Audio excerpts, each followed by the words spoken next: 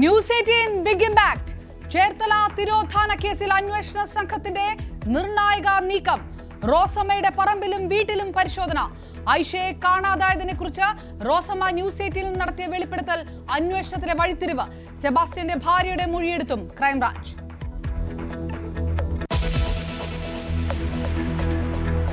ധർമ്മസ്ഥലയിൽ SITയുടെ അപ്രതീക്ഷിത നീക്കം. വനത്തിനകത്തേക്ക് തെരച്ചിൽ വ്യാപിപ്പിച്ചു. ശുചീകരണ തൊഴിലാളി മൃതദേഹം മറവു ചെയ്യുന്നത് കണ്ടെന്ന് മൊഴി. മാധ്യമ പ്രവർത്തകർക്ക് നേരെ ആക്രമണം, 3 പേർക്ക് പരിക്ക്.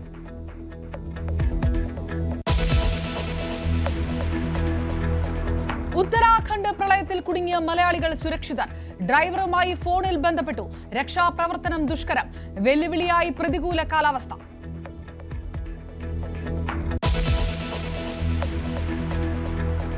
യേശുദാസിനെയും അടൂർ ഗോപാലകൃഷ്ണനെയും അധിക്ഷേപിച്ച് നടൻ വിനായകൻ.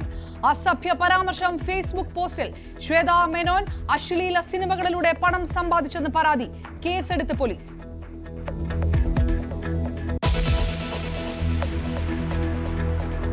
പാലിയേക്കരയിലെ ടോൾ പിരിവ് 1 മാസത്തേക്ക് തടഞ്ഞ ഹൈക്കോടതി. ഗതാഗത കുരുക്കിന് പരിഹാരം കാണണമെന്ന് ദേശീയപാത അതോറിറ്റിക്ക് നിർദ്ദേശം. സർവീസ് റോഡുകൾ ഉടൻ ഗതാഗത യോഗ്യമാക്കണമെന്നും കോടതി. പ്രശ്നം പരിഹരിച്ച 4 ആഴ്ചയ്ക്കകം റിപ്പോർട്ട് നൽകണമെന്നും ഡിവിഷൻ ബെഞ്ച്.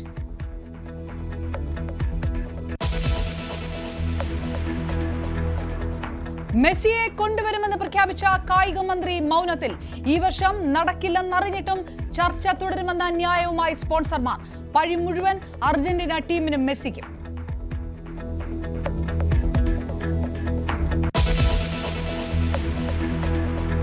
ചേർത്തലയിലെ ദുരൂഹത നീക്കാൻ അന്വേഷണ സംഘം.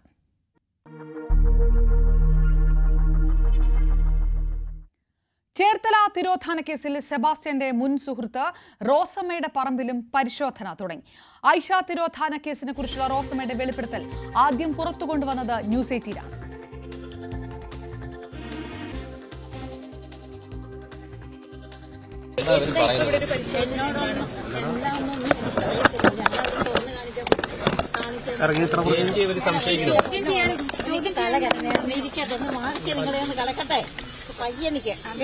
ഈ കോഴിക്കോട് അവിടെ ഉണ്ടല്ലോ.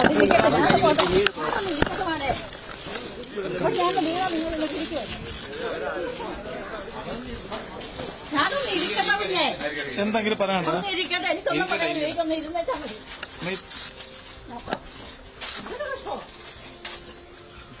ഈ റോസമ്മക്ക് സെബാസ്റ്റ്യൻ വിവാഹാലോചന അയച്ചത് അതും പച്ചക്കള്ളവാ. ഇവിടെ സെബാസ്റ്റ്യൻ എന്ന് പറഞ്ഞെന്നാ പറഞ്ഞത്. എങ്ങനെ സെബാസ്റ്റ്യൻ എന്ന് പറഞ്ഞ എന്താണ്?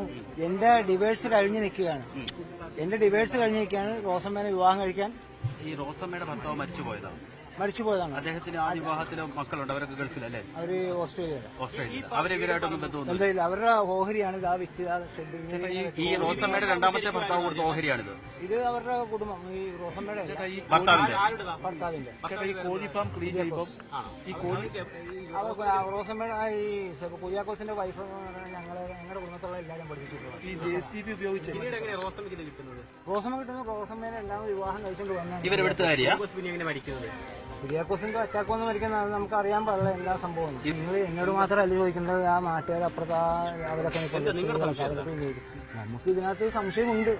എന്റെ അപ്പച്ചീന ഇതിൽ ഈ JCB ഇവിടെ 2016 വന്നെന്ന് പറയുന്നു. ആ കൂടെ സെബാസ്റ്റ്യനും ഐഷയും ഉണ്ടായിരുന്നെന്നാണ് ഈ റോസമ്മ പറയുന്നത്. ഇപ്പൊ പറയുന്നത്, നിങ്ങൾ പറയുന്നത് ബന്ധമില്ലെന്ന് പറയുന്നു. ഇവര് അപ്പപ്പ മാറ്റി പറയുന്ന കാര്യം എന്താണെന്ന് തെളിക്കുക. അതിനകത്ത് എന്തെങ്കിലും ഉണ്ടാകാൻ സാധ്യതയുണ്ട്. ഈ JCB വന്നതിൽ സംശയം ഞങ്ങൾക്കുണ്ട്. ഈ കോഴിഫാം എത്ര കാലം പ്രവർത്തിച്ചു? കോഴിഫാം പ്രവർത്തിച്ചെന്നാൽ ഇപ്പൊ ഒരു 1.5 വർഷമായിട്ട് അതങ്ങനെ പൂട്ടിക്കിട. 1 വർഷമായിട്ടില്ല പൂട്ടിക്കിട. ഇത് തുടങ്ങിയിട്ട് എത്ര കാലം ഉണ്ടായിരുന്നു? തുടങ്ങിയെന്ന് പറഞ്ഞാൽ അവര് ഇവിടെ വന്നു കഴിഞ്ഞാൽ അവര് പച്ചക്കറിയും പലതുമായിട്ടൊക്കെ അവര് ചെയ്തിട്ടുണ്ട്. അവിടെ പച്ചക്കറി കൃഷിയാമെന്ന് പറഞ്ഞാണ് കുഴിച്ചത്. പക്ഷെ അത് നമുക്കറിയാൻ പാടില്ല. നമ്മൾ അത് തിരക്കേണ്ട കാര്യമില്ല. പക്ഷെ സെബാസ്റ്റ്യന്റെ പേര് ഇവര് പറഞ്ഞിരുന്നെങ്കിൽ അടുത്ത 2 മിസ്സിംഗ് കൂടി വരികയില്ലായിരുന്നു. ശരണ്യ സ്നേഹജൻ വിവരങ്ങളുമായി ചേർന്നു. ശരണ്യ, കേസ് മറ്റൊരു തലത്തിലേക്ക് പോകുന്നു. 3 സ്ത്രീകളെയും സെബാസ്റ്റ്യൻ തന്നെ കൊലപ്പെടുത്തി എന്നുള്ള കാര്യത്തിൽ ഏകദേശം സ്ഥിരീകരിക്കാവുന്ന രീതിയിലേക്ക് പോകുമ്പോഴും അന്വേഷണത്തിൽ സഹകരിക്കാതെ നിൽക്കുന്ന പ്രതി, ഒരു വശത്ത് റഡാർ സിഗ്നലുകൾ അടക്കം പരിശോധന നടത്തിലും അതിലും കൃത്യമായ കാര്യങ്ങൾ കണ്ടെത്താതെ ഈ മൃതദേഹങ്ങൾ കിട്ടുക എന്നുള്ളത് വളരെ പ്രധാനപ്പെട്ട ഒരു കാര്യമായി നിൽക്കെ ഇപ്പോൾ ഉണ്ടായിട്ടുള്ള ഈ ട്വിസ്റ്റ് അങ്ങനെ തന്നെ പറയണമോ? ഏത് തരത്തിലാണ് അന്വേഷണം മറ്റൊരു ഘട്ടത്തിലേക്ക് എത്തിക്കുന്നത്?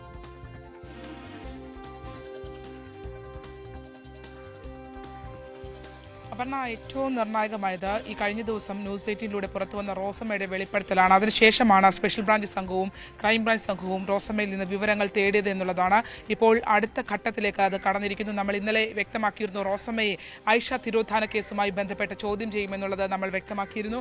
അതിന് പിന്നാലെയാണ് ഇപ്പോൾ അന്വേഷണ സംഘം ഇവിടേക്ക് എത്തിയിട്ടുള്ളത്. ക്രൈംബ്രാഞ്ച് ഡിവൈഎസ്പിയുടെ നേതൃത്വത്തിലുള്ള സംഘമാണ് ഇവിടെ എത്തിയത്. നമ്മൾ ഈ ദൃശ്യങ്ങൾ കാണുന്ന കോഴി ഫാമാണ് പരിശോധിച്ചിട്ടുള്ളത്. ഇതടക്കമുള്ള സ്ഥലങ്ങൾ ഇതിനകത്ത് റോസമ്മയുമായി ബന്ധപ്പെട്ട ചില ദുരൂഹതകൾ നിലനിൽക്കുന്നു എന്നതിന്റെ വിവരത്തിന്റെ അടിസ്ഥാനത്തിലാണ്. വളരെ കുറച്ച് സമയം മാത്രമാണ് കാലം മാത്രമാണ് പ്രവർത്തിച്ചിട്ടുള്ളത് എന്നുള്ളത് ഉൾപ്പെടെ നാട്ടുകാർ വിവരിക്കുകയും ചെയ്യുന്നുണ്ട്. ഇപ്പോൾ ഈ സ്ഥലത്ത് കൊണ്ടുവന്നിട്ട് ഇപ്പോൾ NCSSന്റെ സംഘം വന്ന് പരിശോധന നടത്തിയിട്ടുണ്ട്. നിലവിൽ അവർക്ക് ഒന്നും കണ്ടെത്താൻ കഴിഞ്ഞിട്ടില്ല എന്നുള്ളതാണ് വ്യക്തമാക്കിയിട്ടുള്ളത്. പക്ഷേ ഏറ്റവും പ്രധാനപ്പെട്ട കാര്യം ഇപ്പോൾ റോസമ്മയെ ഈ ഐഷ തിരോധാന കേസുമായി ബന്ധപ്പെട്ട് അന്വേഷണ സംഘം ചേർത്തല സിയുടെ നേതൃത്വത്തിലുള്ള അന്വേഷണ സംഘം ചോദ്യം ചെയ്യുന്നു എന്നുള്ളതാണ്. അതായത് കഴിഞ്ഞ ദിവസം ന്യൂസ് 18 റോസമ്മ വെളിപ്പെടുത്തിയ ചില നിർണായക കാര്യങ്ങൾ, അതിലേറ്റവും പ്രധാനപ്പെട്ടതായി ഉണ്ടായിരുന്നത് സെബാസ്റ്റ്യന് കൃത്യമായി അറിയാം ഐഷ തിരോധാനം, ഐഷയ്ക്ക് എന്ത് സംഭവിച്ചു എന്ന് വളരെ കൃത്യമായി അറിയാം എന്നുള്ളതാണ് റോസമ്മ നമ്മളോട് വ്യക്തമാക്കിയിട്ടുള്ളത്. ഈ കാണുന്ന രീതിയിലുള്ള ഒരു കാട് പിടിച്ച പുരയിടമാണ് റോസമ്മയുടെ വീടാണ് തൊട്ട് എതിർവശത്തായി കാണുന്നത്. ഈ ഇവിടെ നിന്നും നേരെ ഓപ്പോസിറ്റുള്ള ഈ പുരയിടമാണ് ഇപ്പോൾ അന്വേഷണ സംഘം പരിശോധിച്ചിട്ടുള്ളത്.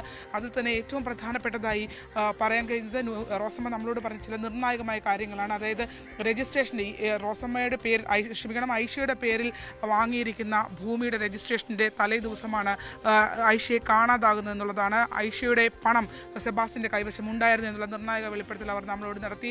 ഒരു ഘട്ടത്തിൽ ഒരുമിച്ച് ജീവിക്കാൻ വിവാഹം വരെ തീരുമാനിച്ച ആളുകളാണ് തങ്ങൾ എന്നുള്ളതാണ് റോസമ്മ വ്യക്തമാക്കിയത്. ഒപ്പം തന്നെ അവർ പറഞ്ഞ ചില കാര്യങ്ങളുണ്ടായിരുന്നു. കാര്യങ്ങൾ നടപ്പിലാക്കാൻ വേണ്ടി എന്ത് പണിയും ചെയ്യുന്ന ആളാണ് സെബാസ്റ്റ്യൻ. അതുമാത്രമല്ല അയാൾ കൃത്യമായ കണക്കുകൂട്ടലിലാണ് അയാൾ മുന്നോട്ട് പോകുന്നതടക്കമുള്ള വിവരങ്ങൾ അവർ വ്യക്തമാക്കുകയും ചെയ്തിരുന്നു. ഒപ്പം പ്രധാനമായി അവർ പറഞ്ഞ ചില കാര്യങ്ങളുണ്ട്. ഐഷയെ കാണാതായതിനു ശേഷം പലതവണ ഐഷയുടെ ഫോണിൽ നിന്നും തനിക്ക് മിസ് കോളുകൾ വന്നുകൊണ്ടേയിരുന്നു. അത് ഒരു ഘട്ടം വരെയും ആ കോളുകൾ അങ്ങനെ വന്നുകൊണ്ടേയിരുന്നു. ഒരു ഇടവേളകൾ ആ കോളുകൾ വന്നുകൊണ്ടേയിരുന്നു. താൻ അത് അന്വേഷണ സംഘത്തോടക്കം പറഞ്ഞിരുന്നു എന്ന് അവർ വ്യക്തമാക്കി. ഇതിൽ തന്നെ അവർ വളരെ അതൃപ്തിയോടെ പറഞ്ഞ ചില കാര്യങ്ങളുണ്ട്. അതായത് ഈ റോസമ്മ ഒരു ദിവസം ഇല്ലാതിരുന്ന ഒരു ദിവസം സെബാസ്റ്റ്യനും ഐഷയും ചേർന്ന് ഈ പുരയിടം JCB ഉപയോഗിച്ച് കിളച്ചിരുന്നു. ഒപ്പം തന്നെ അന്ന് പുലർച്ചെയാണ് താൻ മടങ്ങി വന്ന. ആ ഒരു ദിവസം മുഴുവൻ അവർ ഇവിടെ ഒരുമിച്ചുണ്ടായിരുന്നു എന്നുള്ളതാണ്. അവർ തമ്മിലുള്ള ബന്ധത്തെയാണ് അത് കാണിക്കുന്നതെന്ന് അവർ എടുത്തു പറയുകയും ചെയ്തു. ആ രീതിയിൽ ഇവർ തമ്മിൽ അടുത്ത ബന്ധമുണ്ടായിരുന്നു എന്നുള്ളൊരു സ്ഥിരീകരണം റോസമ്മയുടെ ഭാഗത്ത് നിന്ന് ആദ്യമായി പുറത്തേക്ക് വരുന്നു. അങ്ങനെയാണ് അന്വേഷണ സംഘത്തിൽ നമ്മളുടെ വാർത്ത പുറത്തു വന്നതിന് പിന്നാലെ സ്പെഷ്യൽ ബ്രാഞ്ച് സംഘം ഇവിടെ എത്തി അവരുടെ വിശദാംശങ്ങൾ തേടുകയും ചെയ്തിരുന്നു. ഇന്നലെ റോസമ്മയെ ചോദ്യം ചെയ്യുന്നതടക്കമുള്ള വിശദാംശങ്ങൾ നമ്മൾ പുറത്തുവിട്ടു. ഇന്നിപ്പോൾ അന്വേഷണ സംഘം ഇവിടെ അവരെ ചോദ്യം ചെയ്തുകൊണ്ടിരിക്കുകയാണ്. ഒപ്പം തന്നെ ഈ കേസുമായി ബന്ധപ്പെട്ടുള്ള നിർണായകമായ പരിശോധനകൾ നടക്കുന്നു. രാവിലെ മുതൽ തന്നെ സെബാസ്റ്റ്യന്റെ പള്ളിപ്പുറത്തെ പുരയിടത്തിലാണ് പരിശോധനകൾ നടന്നിരുന്നത്. NCSSന്റെ സംഘം എത്തി ആണ് ഗ്രൗണ്ട് പെനട്രേറ്റിംഗ് റഡാറുകൾ ഉപയോഗിച്ചുള്ള പരിശോധനയാണ് അവിടെ നടന്നുകൊണ്ടിരുന്നത്. ആ പരിശോധനയിൽ ചില സ്പോട്ടുകൾ ഐഡന്റിഫൈ ചെയ്തിട്ടുണ്ടെങ്കിലും അതിലേക്ക് നിർണായകമായ വിവരങ്ങളിലേക്ക് ലഭ്യമായിട്ടില്ല. പക്ഷേ ഒരു വാച്ച് ലഭ്യമായിട്ടുണ്ട് എന്നുള്ളത് ഇപ്പോൾ ക്രൈംബ്രാഞ്ച് DYSP വ്യക്തമാക്കിയിട്ടുണ്ട്. ആ വാച്ച് കത്തിക്കരിഞ്ഞ നിലയിലുള്ള ഒരു വാച്ചിന്റെ ഡയൽ അവർക്ക് ലഭ്യമായിട്ടുണ്ട് എന്നുള്ള വിവരം അവർ പറയുന്നു. ഒപ്പം തന്നെ ഒരു ചെരുപ്പ് ലഭ്യമായിട്ടുണ്ട് എന്നുള്ള ഉൾപ്പെടെയുള്ള കാര്യങ്ങൾ പറയുന്നു. പക്ഷേ മൃതദേഹാവശിഷ്ടങ്ങൾ കണ്ടെത്തുന്ന ഒരു പരിശോധനയിൽ അത് അത്രമാത്രം വിജയം കണ്ടു എന്ന് പറഞ്ഞാൽ ഇന്ന് പ്രത്യേകിച്ച് അങ്ങനെ ഒന്നും കണ്ടെത്താൻ കഴിഞ്ഞിട്ടില്ല എന്നുള്ള വിശദാംശങ്ങളാണ് നമുക്ക് ലഭ്യമാകുന്നത്. പക്ഷേ ഇതുവരെ ഈ തിരോധാന കേസുകളുമായി ബന്ധപ്പെട്ട് ഒരാൾ മാത്രമായിരുന്നു മുന്നിലുണ്ടായിരുന്നത്. സെബാസ്റ്റ്യനാണ്. സെബാസ്റ്റ്യനെ കേന്ദ്രീകരിച്ചുള്ള അന്വേഷണങ്ങളാണ് നടന്നിരുന്നുവെങ്കിൽ ഇന്ന് മറ്റൊരാളെ കൂടി ചോദ്യം ചെയ്യുന്നു എന്നുള്ളതാണ്. കഴിഞ്ഞ ദിവസങ്ങൾ നമ്മൾ സൂചിപ്പിച്ചതുപോലെ തന്നെ ഐഷയ്ക്ക് എന്ത് സംഭവിച്ചു എന്നതിനെ സംബന്ധിച്ച് കൃത്യമായ ഒരു ധാരണ റോസമ്മയ്ക്കുണ്ട് എന്നുള്ള സൂചനകൾ നമ്മൾ കഴിഞ്ഞ ദിവസം തന്നെ പുറത്തുവിട്ടിരുന്നു. അതിന് പിന്നാലെ ഇപ്പോൾ അതൊക്കെ സ്ഥിരീകരിക്കുന്ന രീതിയിൽ അന്വേഷണ സംഘം അവരിൽ നിന്ന് വിശദാംശങ്ങൾ തേടുകയാണ്.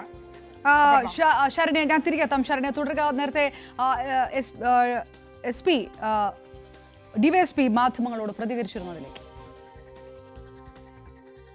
മറ്റ് പുറം പരിശോധിച്ചാലൊന്നും നമുക്ക് പ്രത്യേകിച്ച് ഈ ഗ്രൗണ്ട് പെനട്രേറ്റിംഗ് റഡാറുമായിട്ട് ബന്ധപ്പെട്ട് നമുക്ക് ഡിസ്റ്റർബൻസുകളൊക്കെ ചെറുതുണ്ടെങ്കിലും നമുക്കത് സംശയിക്കത്തക്ക ഒന്നും അതിൻ്റെ അകത്ത് കിട്ടിയിട്ടില്ല ഇതുവരെ. നമ്മൾ ഈ ഷെഡ് പരിശോധിച്ചാലും പരിസരം പരിശോധിച്ചാലും 1/2 മീറ്റർ താഴ്ചയിലുള്ള ഡിസ്റ്റർബൻസ് ഗ്രൗണ്ട് പെനട്രേറ്റിംഗ് ഡിവൈസ് കണ്ടുപിടിച്ചിട്ടുണ്ടെങ്കിലും അത് ഇതിൻ്റെ കൺസ്ട്രക്ഷനുമായിട്ട് ബന്ധപ്പെട്ടുള്ളതെന്നാണ് ഇതിൻ്റെ ഉദ്യോഗസ്ഥർ പറഞ്ഞിരിക്കുന്നത്. അപ്പോൾ അതും നമുക്കിപ്പോൾ നിലവിൽ സംശയിക്കേണ്ട കാര്യങ്ങളൊന്നും നിലവിലില്ല. ബാക്കിയുള്ള കാര്യങ്ങൾ ഇനി കേസിൻ്റെ തുടരന്വേഷണത്തിൽ ചേർത്തല പോലീസും ക്രൈംബ്രാഞ്ചും കോട്ടയം ക്രൈംബ്രാഞ്ചും തമ്മിൽ സംയുക്തമായിട്ട് അന്വേഷിക്കുന്ന രീതിയിൽ കാര്യങ്ങൾ കൊണ്ടെത്തി. ഇല്ല, അതിന്റെ ഒന്നും ഒരാവശ്യമില്ല. എന്തിനാണ് കസ്റ്റഡിയിൽ? ഇല്ല, പരിശോധിക്കേണ്ട കാരണം ഇതുമാത്രം ബന്ധപ്പെട്ടിട്ടുള്ള സംശയത്തിൽ മുമ്പ് ഇവിടെ സെബാസ്റ്റ്യൻ ഇവിടെ വരാറുണ്ടായിരുന്നു, അതുകൊണ്ട് മാത്രം ഇവിടെ പരിശോധിച്ചെന്നുള്ളൂ. നമ്മൾ തീർച്ചയായിട്ടും ഇത് ഐഷയുടെ കേസുമായിട്ട് ബന്ധപ്പെട്ടിട്ടാണ് ഇവിടെ സെർച്ച് നടത്തിയിരിക്കുന്നത്. ഇല്ല, ബിന്ദു പത്മനാഭന്റെ കേസുമായിട്ട് ഇതിൽ യാതൊരു ബന്ധവുമില്ല. അത് ബിന്ദു പത്മനാഭന് സെബാസ്റ്റ്യനെ ഈ റോസമ്മയ്ക്ക് അറിയാവുന്ന രീതി ഉണ്ട് എന്നുള്ള ഒരർത്ഥത്തിൽ മാത്രമാണ് നമ്മളിവിടെ പരിശോധന നടത്തിയത്. ഇതിനു മുമ്പ് നമ്മളിവിടെ ഒന്ന് ചോദ്യം ചെയ്തിട്ടൊക്കെ ഉണ്ട്. വീണ്ടും ശരണ്യ സ്റ്റേജിലേക്ക്. ശരണ്യ, കോടികൾ ബാങ്ക് അക്കൗണ്ടിൽ, ലക്ഷങ്ങളുടെ ഇടപാട്, അതുമായി ബന്ധപ്പെട്ട് അറിഞ്ഞിരിക്കുന്ന ആൾക്കാരും പല കേസുകളിലും പ്രതികളായിട്ടുള്ളവർ, ഈ റോസമ്മയുടെ ഒപ്പം മറ്റു കൂടുതൽ വലിയ പേരുകളും വരുന്നുണ്ടോ? അത്തരം മറ്റ് ആൾക്കാരെ കേന്ദ്രീകരിച്ചും അന്വേഷണം നടക്കുന്നുണ്ടോ? സെബാസ്റ്റ്യൻ ഇത്രയും കാലം ഈ തരത്തിലുള്ള ക്രൈം തുടർന്നു കൊണ്ടുപോകാൻ എവിടെ നിന്ന് സഹായം ലഭിച്ചു സെബാസ്റ്റ്യന് എന്ന തരത്തിലുള്ള ഒരു അന്വേഷണം ക്രൈംബ്രാഞ്ചിന്റെ ഭാഗത്ത് നിന്ന് നടക്കുന്നുണ്ടോ? എന്തെങ്കിലും വിവരങ്ങൾ ഉണ്ടോ അതുമായി ബന്ധപ്പെട്ട്? ഈ തുടക്കം മുതൽ തന്നെ ഐഷ, റോസമ്മ, ഒപ്പം തന്നെ സെബാസ്റ്റ്യൻ, ഈ 3 പേരെയും കണക്ട് ചെയ്ത് പല സംശയങ്ങളും അന്വേഷണ സംഘത്തിന് ഉണ്ടായിരുന്നുള്ളത്. അത് കഴിഞ്ഞ ദിവസങ്ങൾ ഇവർ നമ്മൾ അന്വേഷണത്തിൽ മനസ്സിലാക്കാൻ കഴിഞ്ഞ അന്വേഷണ സംഘത്തിന് ആദ്യം നൽകിയ വിശദാംശങ്ങൾ അത്തരം കാര്യങ്ങൾ ഉണ്ടായിരുന്നില്ല എന്നുള്ളത്. പക്ഷേ ആ ഘട്ടത്തിലൊക്കെ തന്നെയും നമ്മളിവിടെ എത്തുന്ന ഘട്ടത്തിലുമൊക്കെ ഇവിടെ നാട്ടുകാർ നമ്മളോട് ആ കാര്യങ്ങൾ വ്യക്തമായി തുറന്നു പറഞ്ഞു എന്നുള്ളതാണ്. അങ്ങനെ തന്നെയാണ് നമ്മൾ റോസമ്മയെ സമീപിക്കുകയും ചെയ്തിട്ടുള്ളത്. ഇപ്പോൾ നമ്മളോടൊപ്പം റോസമ്മയുടെ അയൽവാസി കൂടിയായിട്ടുള്ള വ്യക്തി നമ്മളോടൊപ്പം ഉണ്ട്. മനസ്സിൽ ഇവിടെ സെബാസ്റ്റ്യൻ നിത്യ സന്ദർശകനായിരുന്നു അല്ലേ? നമ്മൾ പണ്ട് തൊട്ടേ പുള്ളിനെ ഇവിടെ കാണാറുണ്ട്. നമ്മുടെ തൊട്ടപ്പുറത്ത് നമ്മുടെ ബന്ധുക്കളുടെ വീടൊക്കെ ഉണ്ട്. നമ്മൾ വരുമ്പോഴൊക്കെ പുള്ളി ഇവിടെ വരുന്നത് ഇവരുമായിട്ട് സംസാരിക്കാനൊക്കെ നമ്മൾ കണ്ടിട്ടുണ്ട്. പിന്നെ പുള്ളി JCB ആയിട്ട് ഒരു ടൈമിന് ഇത് ശേഷമാണെന്ന് തോന്നുന്നു ഇവിടെ വന്ന് ഇത് വൃത്തിയാക്കാൻ വേണ്ടി വന്ന് സമയത്തൊക്കെ നമ്മളിവിടെ കണ്ടിട്ടുണ്ട്. ഇവർ 3 പേരും അടുത്ത സൗഹൃദമായിരുന്നു അല്ലേ? പിന്നെ തീർച്ചയായിട്ടും ഈ റോസമ്മ മുഖേനയാണ് ഐഷയെ പരിചയപ്പെടുന്നത് അല്ലേ? സെബാസ്റ്റ്യന് ഐഷയെ പരിചയപ്പെടുത്തി കൊടുക്കുന്ന റോസമ്മയാണ്. അങ്ങനെയല്ല, അവർക്ക് വേറെ പുള്ളിയായിട്ട് പരിചയമില്ലല്ലോ. അങ്ങനെയാണ് ഇവിടെ നിന്ന് ഈ ബന്ധങ്ങളൊക്കെ പുള്ളി ഉണ്ടാക്കുന്നത്. അന്ന് ശരിക്കും പറഞ്ഞാൽ ഐഷയെ കാണാതാവുന്ന ദിവസമില്ലേ, ഐഷയുടെ വീട്ടിൽ നടത്തിയ പരിശോധനയിൽ അവർ ഭക്ഷണം ഉൾപ്പെടെ ഉണ്ടാക്കി വെച്ചിട്ടാണല്ലേ പോയത്? അങ്ങനെയാണ് നമുക്ക് കണ്ടത്. അവർ ചോറ് വെച്ച് അത് ഊറ്റിയിട്ടാണ് അവർ പോകുന്നത്. അവിടെ നിന്നാണ് അവർ മിസ്സിങ് ആകുന്നത്. ഒരു ഫോൺ കോൾ വന്നതിൻ്റെ ഇതിൽ പോകണമെന്ന് പറഞ്ഞു ആണ്. പിന്നീട് നിങ്ങൾ ആരും ഐഷയെ കണ്ടിട്ടില്ല? കണ്ടിട്ടില്ല. പിന്നീട് നമ്മൾ അവരുടെ ബോഡിയാണെന്നും പറഞ്ഞ ഒരു ബോഡി നമ്മളുടെ അടുത്ത് ഇങ്ങനെ ഐഡന്റിഫൈ ചെയ്ത് കൊണ്ടുവരുമ്പോഴാണ് നമ്മൾ കാണുന്നത്. പക്ഷെ അത് പിന്നീട് അവരുടെ എല്ലാം തിരിച്ചറിഞ്ഞു അല്ലേ? മക്കളൊക്കെ ഇവിടെ ഒറ്റയ്ക്കായിരുന്നു അല്ലേ അവർ താമസിച്ചിരുന്ന? ഐഷ ഒറ്റയ്ക്കാണ് താമസിച്ചിരുന്നത്. ഈ വഴിയിലൂടെ യാത്രയിലൂടെയുള്ള ബന്ധമാണോ റോസമ്മയായിട്ട്? തീർച്ചയായിട്ടും. ഇവിടെ വന്നതിന് ശേഷമാണ് റോസമ്മയായിട്ട് അവർ ബന്ധപ്പെടുന്നത്. അതിനുശേഷമാണ് ഈ സെബാസ്റ്റ്യനുമായിട്ട് ഒരു ബന്ധം വരുന്നത്. ഐഷ തിരോധാനത്തിന് ശേഷം സെബാസ്റ്റ്യൻ ഇവിടുത്തെ ഒരു സന്ദർശകനായിരുന്നു അല്ലേ?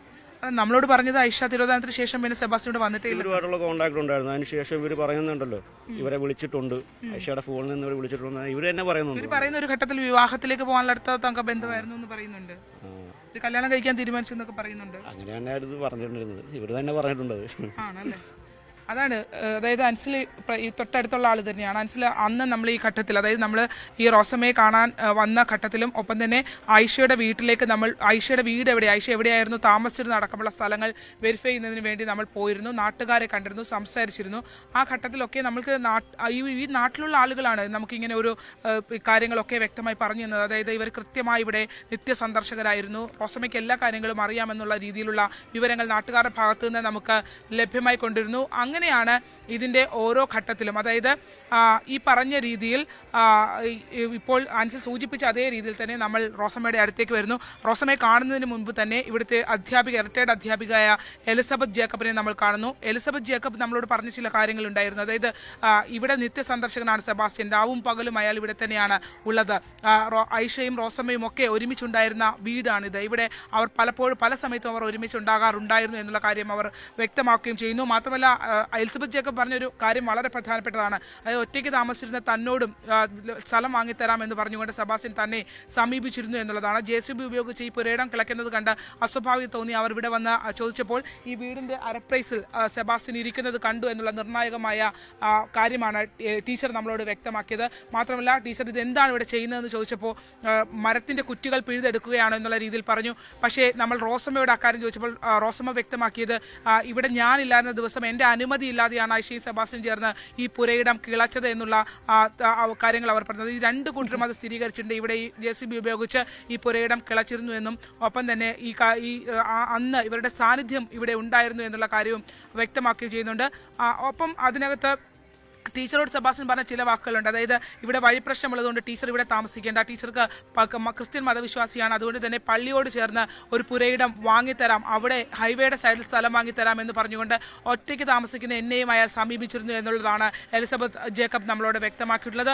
തുടർന്ന് ഇയാൾ ഈ ഒരു മോശം സ്വഭാവമുള്ള ആളാണെന്ന് തിരിച്ചറിഞ്ഞുകൊണ്ട് താൻ അയാളെ ഒഴിവാക്കുകയായിരുന്നു എന്ന്, തനിക്ക് അതിന് അത്തരം ഒരു പ്രോപ്പർട്ടിയുടെ ആവശ്യം തനിക്കില്ല എന്ന് പറഞ്ഞുകൊണ്ട് ഒഴിവാക്കുകയായിരുന്നു എന്നുള്ളതാണ് എലിസബത്ത് ജേക്കബ്. അങ്ങനെ നിർണായകമായ പല വിവരങ്ങളും ഈ പരിസരത്തുള്ള ആളുകൾ നമ്മളോട് പങ്കുവച്ചു. ഒപ്പം തന്നെ റോസമ്മ പറഞ്ഞ കാര്യങ്ങൾ, അത് തുടക്കത്തിൽ റോസമ്മ നമ്മളോട് പറഞ്ഞത് ഒരു കാര്യം, പിന്നീട് അവസാന ഘട്ടത്തിലേക്ക് വരുമ്പോൾ റോസമ്മ പറഞ്ഞത് മറ്റൊരു കാര്യമായിരുന്നു. അതായത് ഐഷ തിരോധാനത്തിന് ശേഷം താൻ സെബാസ്റ്റ്യനുമായി ഒരു ബന്ധവുമില്ല, സെബാസ്റ്റ്യൻ ഇവിടെ വരേണ്ട ആവശ്യം പോലും ഇല്ലായിരുന്നു എന്ന് പറഞ്ഞ റോസമ്മ മറ്റൊരു ഘട്ടത്തിൽ നമ്മളോട് വ്യക്തമാക്കിയത് ഐഷ തിരോധാനത്തിന് ശേഷവും അവർ തമ്മിൽ ബന്ധമുണ്ടായിരുന്നു, വിവാഹം കഴിക്കാൻ തീരുമാനിച്ചിരുന്നു. റോസമ്മയുടെ ഭാഗത്തു നിന്ന് കൂടി വരുമ്പോഴാണ് പുതിയ നീക്കത്തിലേക്ക് കൂടി അന്വേഷണ സംഘം കടന്നിരിക്കുന്നത്. മാധ്യമങ്ങൾക്ക് മുന്നിൽ പ്രതികരിക്കാൻ റോസമ്മ തയ്യാറായില്ല, തനിക്ക് തലകറങ്ങുന്നു, ഇരിക്കണം എന്നൊക്കെയുള്ള പ്രതികരണങ്ങളൊക്കെയാണ് നടത്തിയത്. ശരണ്യ സ്നേഹജനാണ് വിവരങ്ങൾ നൽകിയത്. ചേർത്തലയിൽ നിന്ന്. കോട്ടയം ഏറ്റുമാനൂർ സ്വദേശി ജൈനമ്മയുടെ തിരോധാനത്തിൽ സെബാസ്റ്റ്യന്റെ ഭാര്യ സുബിയുടെ മൊഴിയും ക്രൈംബ്രാഞ്ച് രേഖപ്പെടുത്തി. കോട്ടയം ക്രൈംബ്രാഞ്ച് ഓഫീസിലേക്ക് വിളിച്ചു വരുത്തിയാണ് മൊഴിയെടുത്തത്. നേരത്തെയും സുബിയുടെ മൊഴി ക്രൈംബ്രാഞ്ച് രേഖപ്പെടുത്തിയിരുന്നു.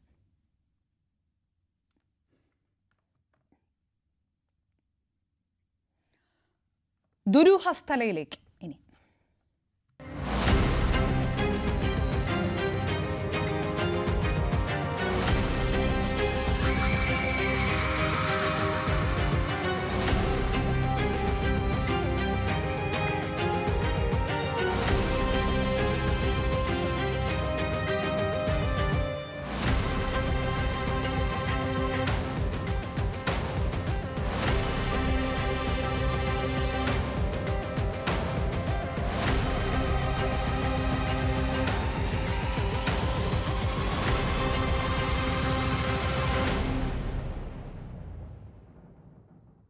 ധർമ്മസ്ഥലയിൽ SITയുടെ അപ്രതീക്ഷിത നീക്കം.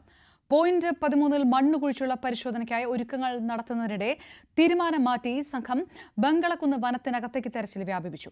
ഇത് നേരത്തെ അടയാളപ്പെടുത്താത്ത ഇടമാണ്. കഴിഞ്ഞ ദിവസം കൂടുതൽ മൃതദേഹാവശിഷ്ടങ്ങൾ ലഭിച്ചതും ഇവിടെ നിന്നാണ്. ഒന്നാം ഘട്ട പരിശോധന അവസാന പോയിന്റിൽ എത്തി നിൽക്കുകയാണ്. അപ്പോഴാണ് SITയുടെ ഈ നിർണായക നീക്കം. ഇതിനിടയിൽ നേരത്തെ പരിശോധന നടത്തിയ 3-ാം പോയിന്റിൽ കൂടുതൽ മൃതദേഹാവശിഷ്ടങ്ങൾ ലഭിച്ചതായാണ് സൂചന. 13-ാം പോയിന്റിൽ ശുചീകരണ തൊഴിലാളി മൃതദേഹങ്ങൾ കുഴിച്ചിടുന്നത് കണ്ടു എന്ന അവകാശവാദവുമായി 6ഓളം സാക്ഷികളും ഇന്ന് രംഗത്ത് വന്നു. KV ബൈജുവിന്റെ റിപ്പോർട്ട്. ഇന്ന് 13-ാം പോയിന്റിലാണ് പരിശോധന നടത്തുക എന്നാണ് അറിയിച്ചത്. ആ രീതിയിലുള്ള ക്രമീകരണങ്ങളാണ് രാവിലെ നടത്തിയെങ്കിലും അപ്രതീക്ഷിതമായാണ് SIT ഇത്തരത്തിൽ ഇപ്പോൾ ഈ കാണുന്ന ദൃശ്യങ്ങളിൽ കാണുന്ന ഈ 11-ാം പോയിന്റിന് തൊട്ട് പിന്നിലുള്ള, അതായത് 100 മീറ്റർ മാത്രം മാറിയുള്ള ബംഗളക്കുന്ന് എന്ന് പറയുന്ന ഈ സ്ഥലത്ത് പരിശോധന നടത്തിയത്.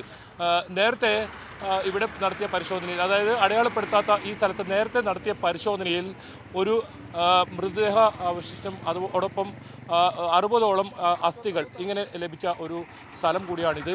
എന്തായാലും ഈ സ്ഥലത്താണ് ഇന്ന് പരിശോധന നടത്തിയത്. ഇന്ന് വളരെ വേഗം തന്നെ പരിശോധന പൂർത്തിയായെന്നതാണ് മറ്റൊരു പ്രധാനപ്പെട്ട കാര്യം. എല്ലാ ദിവസവും 6:30 കൂടിയാണ് പരിശോധന പൂർത്തിയാക്കാറുള്ളത്. പക്ഷേ ഇന്ന് നേരത്തെ തന്നെ പൂർത്തിയാക്കുന്ന ഒരു സാഹചര്യം കൂടി ഇന്ന് കണ്ടു. എന്തായാലും ഇന്ന് എന്തെങ്കിലും തരത്തിലുള്ള മൃതദേഹ ആവശ്യങ്ങൾ അല്ലെങ്കിൽ അത്തരം വസ്തുക്കൾ ഇവിടുന്ന് ലഭിച്ചോ എന്ന കാര്യത്തിൽ നമുക്ക് വ്യക്തമായ വിവരങ്ങളൊന്നും തന്നെയില്ല. ഇതിനിടെയാണ് മറ്റൊരു പ്രധാനപ്പെട്ട സംഭവം ഉണ്ടായത്. 6ഓളം ഇത്തരത്തിലുള്ള സാക്ഷികൾ രംഗത്ത് വരുന്ന സാഹചര്യം കൂടി ഇന്ന് കണ്ടു. 13-ാം പോയിന്റിൽ ശുചീകരണ തൊഴിലാളി ഇത്തരത്തിൽ മൃതദേഹാവശിഷ്ടങ്ങൾ കുഴിച്ചിടുന്നത് കണ്ടു എന്ന് പറഞ്ഞുകൊണ്ടാണ് 6ഓളം സാക്ഷികൾ ഇന്ന് രംഗത്ത് വന്നത്. എന്തായാലും SITക്ക് മുമ്പാകെ അവർ ഇതിൽ മൊഴി നൽകിയിട്ടുണ്ട്. നമുക്ക് ലഭിച്ച വിവരമനുസരിച്ച് 3-ാമത്തെ പോയിന്റിൽ നിന്നും 6-ാമത്തെ പോയിന്റിൽ നിന്നും മാർക്ക് ഇത്തരത്തിൽ രേഖപ്പെടുത്താത്ത, അടയാളപ്പെടുത്താത്ത 11-ന് തൊട്ട് സമീപമുള്ള പോയിന്റിൽ നിന്നും ഇത്രയും സ്ഥലങ്ങളിൽ നിന്നും മൃതദേഹാവശിഷ്ടങ്ങൾ ലഭിച്ചിട്ടുണ്ട്. ഇനി കൂടുതൽ സ്ഥലങ്ങളിൽ നിന്നും മൃതദേഹാവശിഷ്ടങ്ങൾ ലഭിച്ചിട്ടുണ്ടോ അത് തന്നെയാണ് ഇനി അറിയേണ്ടത്. അത് സംബന്ധിച്ച് കൃത്യമായൊരു വാർത്താ സമ്മേളനത്തിലൂടെയായിരിക്കും ഇത് സംബന്ധിച്ച വിവരങ്ങൾ പുറത്തുവരിക. ധർമ്മസ്ഥലയിൽ നിന്നും ക്യാമറാമാൻ അഖിൽ ഓട്ടുപാറയ്ക്കൊപ്പം KV ബൈജു, News 18. അന്വേഷണം മറ്റൊരു പ്രധാനപ്പെട്ട ഘട്ടത്തിലേക്ക് കടക്കുമ്പോൾ അതേസമയത്ത് ധർമ്മസ്ഥലയിൽ മാധ്യമപ്രവർത്തകർക്ക് നേരെ ആക്രമണമുണ്ടായിരിക്കുന്നു. സ്നാനഘട്ടത്തിന് സമീപമുണ്ടായ ആക്രമണത്തിൽ 3 മാധ്യമപ്രവർത്തകർക്ക് ഗുരുതരമായ പരിക്കാണ് ഏറ്റത്. യുണൈറ്റഡ് മീഡിയ റിപ്പോർട്ടർ അഭിഷേക് ഉൾപ്പെടെയുള്ളവർക്ക് പരിക്കേറ്റു. മാരകായുധങ്ങളുമായി എത്തിയ ഒരു സംഘമാണ് ആക്രമണം നടത്തിയത്. KV ബൈജു വിവരങ്ങളുമായി ചേരുന്നു. KV ബൈജു, അത്ഭുതപ്പെടുന്നില്ല, ആ തരത്തിലുള്ള ഒരു വലിയ സംഘം തന്നെ ഇത്രയും വലിയ ക്രൂരതയ്ക്ക് പിന്നിലുള്ളപ്പോൾ സ്വാഭാവികമായിട്ടും ഏറെ നേരത്തെ തന്നെ ഇങ്ങനെ ഒരു പക്ഷേ സംഭവിച്ചേക്കാം എന്നൊക്കെ ആശങ്കപ്പെടുകയും ചെയ്തതാണ്. ആരാണ് ആക്രമണം നടത്തിയത്? ഏതെങ്കിലും തരത്തിലുള്ള കേസെടുക്കാൻ പോലീസ് തയ്യാറായിട്ടുണ്ടോ? ഈ പരിക്കേറ്റ മാധ്യമപ്രവർത്തകരുടെ സ്ഥിതി എങ്ങനെയാണ്? അപർണ, മാധ്യമപ്രവർത്തകർക്കെതിരെ വ്യാപകമായ ആക്രമണമാണ് ഇപ്പോൾ ധർമ്മസ്ഥലയിൽ നടക്കുന്നത്. 50ഓളം അടങ്ങുന്ന ഒരു സംഘം, അതായത് ഡി ഗ്യാങ് എന്നാണ് ഇപ്പോൾ മർദ്ദനത്തിനിരയായവർ പറയുന്നത്. അവരുടെ ഉപകരണങ്ങളെല്ലാം നശിപ്പിച്ചിട്ടുണ്ട്, ക്യാമറ ഉൾപ്പെടെ നശിപ്പിച്ചിട്ടുണ്ട്. വലിയ തോതിൽ ആക്രമണം നടന്നിട്ടുണ്ട്. ഇവരെ ആശുപത്രിയിൽ ഇപ്പോൾ പ്രവേശിപ്പിച്ചിട്ടുണ്ട്. ധർമ്മസ്ഥല പോലീസിൽ പരാതി നൽകുമെന്ന് ഇവർ പറഞ്ഞിട്ടുണ്ട്. പക്ഷേ അത് എത്രത്തോളം നീതി ലഭിക്കുമെന്ന് അറിയില്ല. കാരണം ധർമ്മസ്ഥല പോലീസും ഇതിനു മുമ്പും കൊലപാതകം ഉൾപ്പെടെ നടത്തിയിട്ടും കേസെടുക്കാനോ അതല്ലെങ്കിൽ അന്വേഷിക്കാനോ പോലും തയ്യാറാകാത്ത പോലീസാണ്. എന്തായാലും ഇപ്പോൾ 4ഓളം മാധ്യമപ്രവർത്തകരാണ് ആശുപത്രിയിലുള്ളത്. ഗുരുതരമായി പരിക്കേറ്റിട്ടുണ്ട് ഇവർക്ക്. ഇരുമ്പ് പൈപ്പ് കൊണ്ടാണ് മർദ്ദിച്ചത്. ഇത്തരത്തിൽ മാരകായുധങ്ങളുമായി ഈ സ്നാനഘട്ടയ്ക്ക് സമീപം ഇവർ ഇത്തരത്തിൽ ഇപ്പോഴും അവർ നിലയുറപ്പിച്ചിട്ടുണ്ട്. ആ സ്ഥലത്ത് ഇന്ന് 13ാം പോയിന്റ്, അതായത് സ്നാനഘട്ടയ്ക്ക് സമീപം പരിശോധന നടന്നില്ല. ആ ഭാഗത്താണ് ഈ സംഘം ഇപ്പോഴും ഉള്ളത്. ഏതായാലും ഈ തുടക്കത്തിൽ നമ്മളിവിടെ ആദ്യമെത്തുമ്പോൾ ഇതേ ഗ്യാങ്ങിന്റെ ഭീഷണി തന്നെയായിരുന്നു നമ്മൾ നേരിട്ടത്. ഇപ്പോൾ കുറച്ച് ദിവസമായി ഇവരെ ഈ ഭാഗത്തൊന്നും കാണാനില്ലായിരുന്നു. ഇന്നു മുതലാണ് ഇവർ സജീവമായി ഇവിടെ എത്തിയതും വൈകിട്ടോടുകൂടി ഇപ്പോൾ വ്യാപകമായ ആക്രമണം അഴിച്ചുവിട്ടതും. ഇപ്പോഴും ഈ ഗ്യാങ് ഇപ്പോഴും ഈ സ്നാനഘട്ടയ്ക്ക് സമീപം ഇത്തരത്തിൽ നിലയുറപ്പിച്ചിട്ടുണ്ട്. പോലീസ് ഈ സ്ഥലത്ത് ഇതുവരെ എത്തിയിട്ടില്ല. SIT ഉദ്യോഗസ്ഥരെല്ലാം വളരെ നേരത്തെ തന്നെ പരിശോധന പൂർത്തിയാക്കി മടങ്ങുന്ന ഒരു സാഹചര്യം ഉണ്ടായിരുന്നു. അതിനുശേഷമാണ് ഈ സംഘം ഇത്തരത്തിൽ ഓട്ടോറിക്ഷയിലെത്തിയത്. ഈ ഗ്യാങ്ങാണ് ഈ ആക്രമണത്തിന് പിന്നിലെന്ന് പരിക്കേറ്റവർ ആരോപിക്കുന്നുണ്ട്. എന്തായാലും ഇപ്പോൾ അവർ ആശുപത്രിയിൽ ചികിത്സയിലാണ്. അപർണ, റൈറ്റ്. KV ബൈജുവാണ് മാധ്യമപ്രവർത്തകരെ ആക്രമിച്ചിരിക്കുന്നത്. പോലീസ് ഇതുവരെ സ്ഥലത്ത് എത്തിയിട്ടില്ല, നടപടിയിലേക്ക് കടന്നിട്ടില്ല എന്നുകൂടിയാണ് KV ബൈജു റിപ്പോർട്ട് ചെയ്യുന്നത്. മറ്റ് പ്രധാനപ്പെട്ട വാർത്തകൾക്ക് മുമ്പ് ഇടവേള.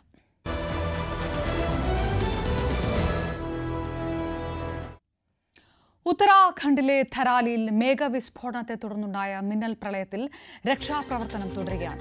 കനത്ത മഴയിൽ പ്രധാന റോഡുകൾ തകർന്നതോടെ രക്ഷാപ്രവർത്തനത്തിന് സൈനികർ ഹെലികോപ്റ്റർ മാർഗമാണ് ധരാലിയിലേക്ക് എത്തുന്നത്. ഇതുവരെ 190 പേരെ രക്ഷപ്പെടുത്തിയെന്നാണ് റിപ്പോർട്ട്. രക്ഷാപ്രവർത്തനത്തിൽ കുടുങ്ങിയ 13 സൈനികരെ ITBP ക്യാമ്പിലേക്ക് മാറ്റി. ഉത്തരകാശിയിൽ ഇന്നും നാളെയും റെഡ് അലർട്ടാണ്. വിവരങ്ങളുമായി അഭിലാഷ് രാധാകൃഷ്ണൻ ചേരുന്നു. അഭിലാഷ്, ഡെത്ത് ടോൾ ഏത് തരത്തിലുള്ള സ്ഥിരീകരണം വരുന്നു ഒരു വശത്ത്? അപ്പോൾ തന്നെ രക്ഷാപ്രവർത്തനം ഇനിയും എത്ര മണിക്കൂറുകൾ കൂടി നീണ്ടു നിൽക്കും? അതിലുണ്ടാകുന്ന ബുദ്ധിമുട്ടുകൾ, വെല്ലുവിളികൾ ഏത് തരത്തിലാണ് പുറത്തേക്ക് വരുന്ന റിപ്പോർട്ടുകൾ? അപർണ, രക്ഷാപ്രവർത്തനം നടക്കുകയാണ്. ഇന്നലെ തുടങ്ങിയ അതിശക്തമായ മഴയിൽ ആ പ്രദേശത്തെ പ്രധാനപ്പെട്ട എല്ലാ റോഡുകളും തകർന്നു പോയൊരവസ്ഥയാണ്. അതുകൊണ്ട് തന്നെ രക്ഷാപ്രവർത്തകർക്ക് റോഡ് മാർഗം ഈ ധരാലിയിലേക്ക് എത്താനുള്ള ഒരു സാഹചര്യം നിലവിലില്ല.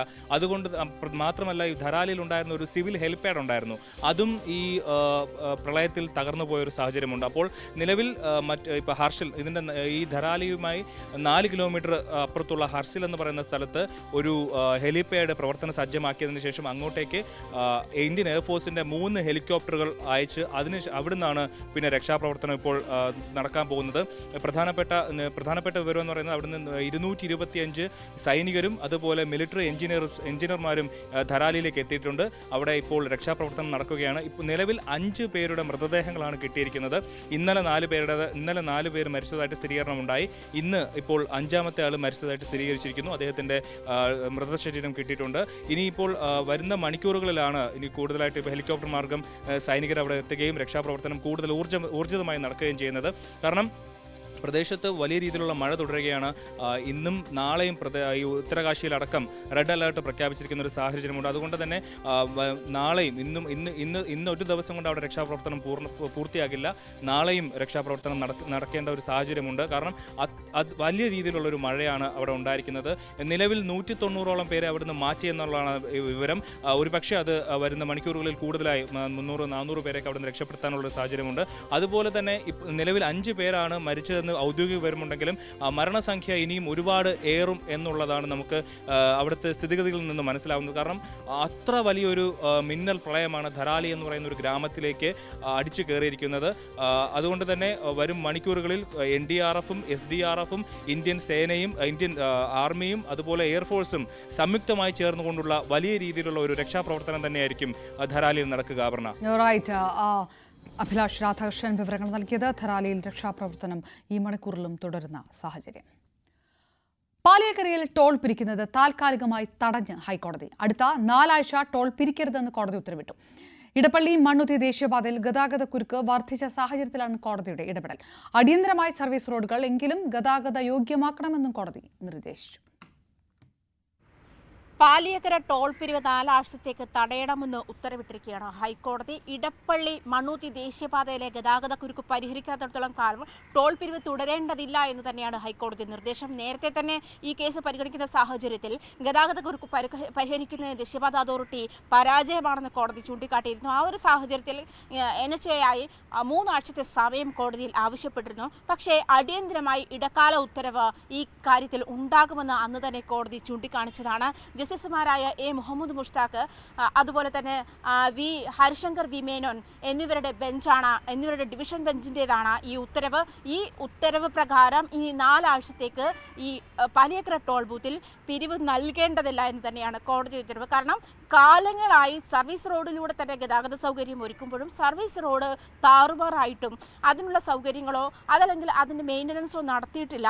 അത് സർവീസ് റോഡ് താറുമാറായ ഒരു സാഹചര്യത്തിൽ അവിടെയും ഗതാഗതക്കുരുക്ക് ആ ഒരു സാഹചര്യത്തിലും ഗതാഗതക്കുരുക്ക് രൂക്ഷമാകുന്ന സാഹചര്യമാണ് നിലവിലുള്ളത്.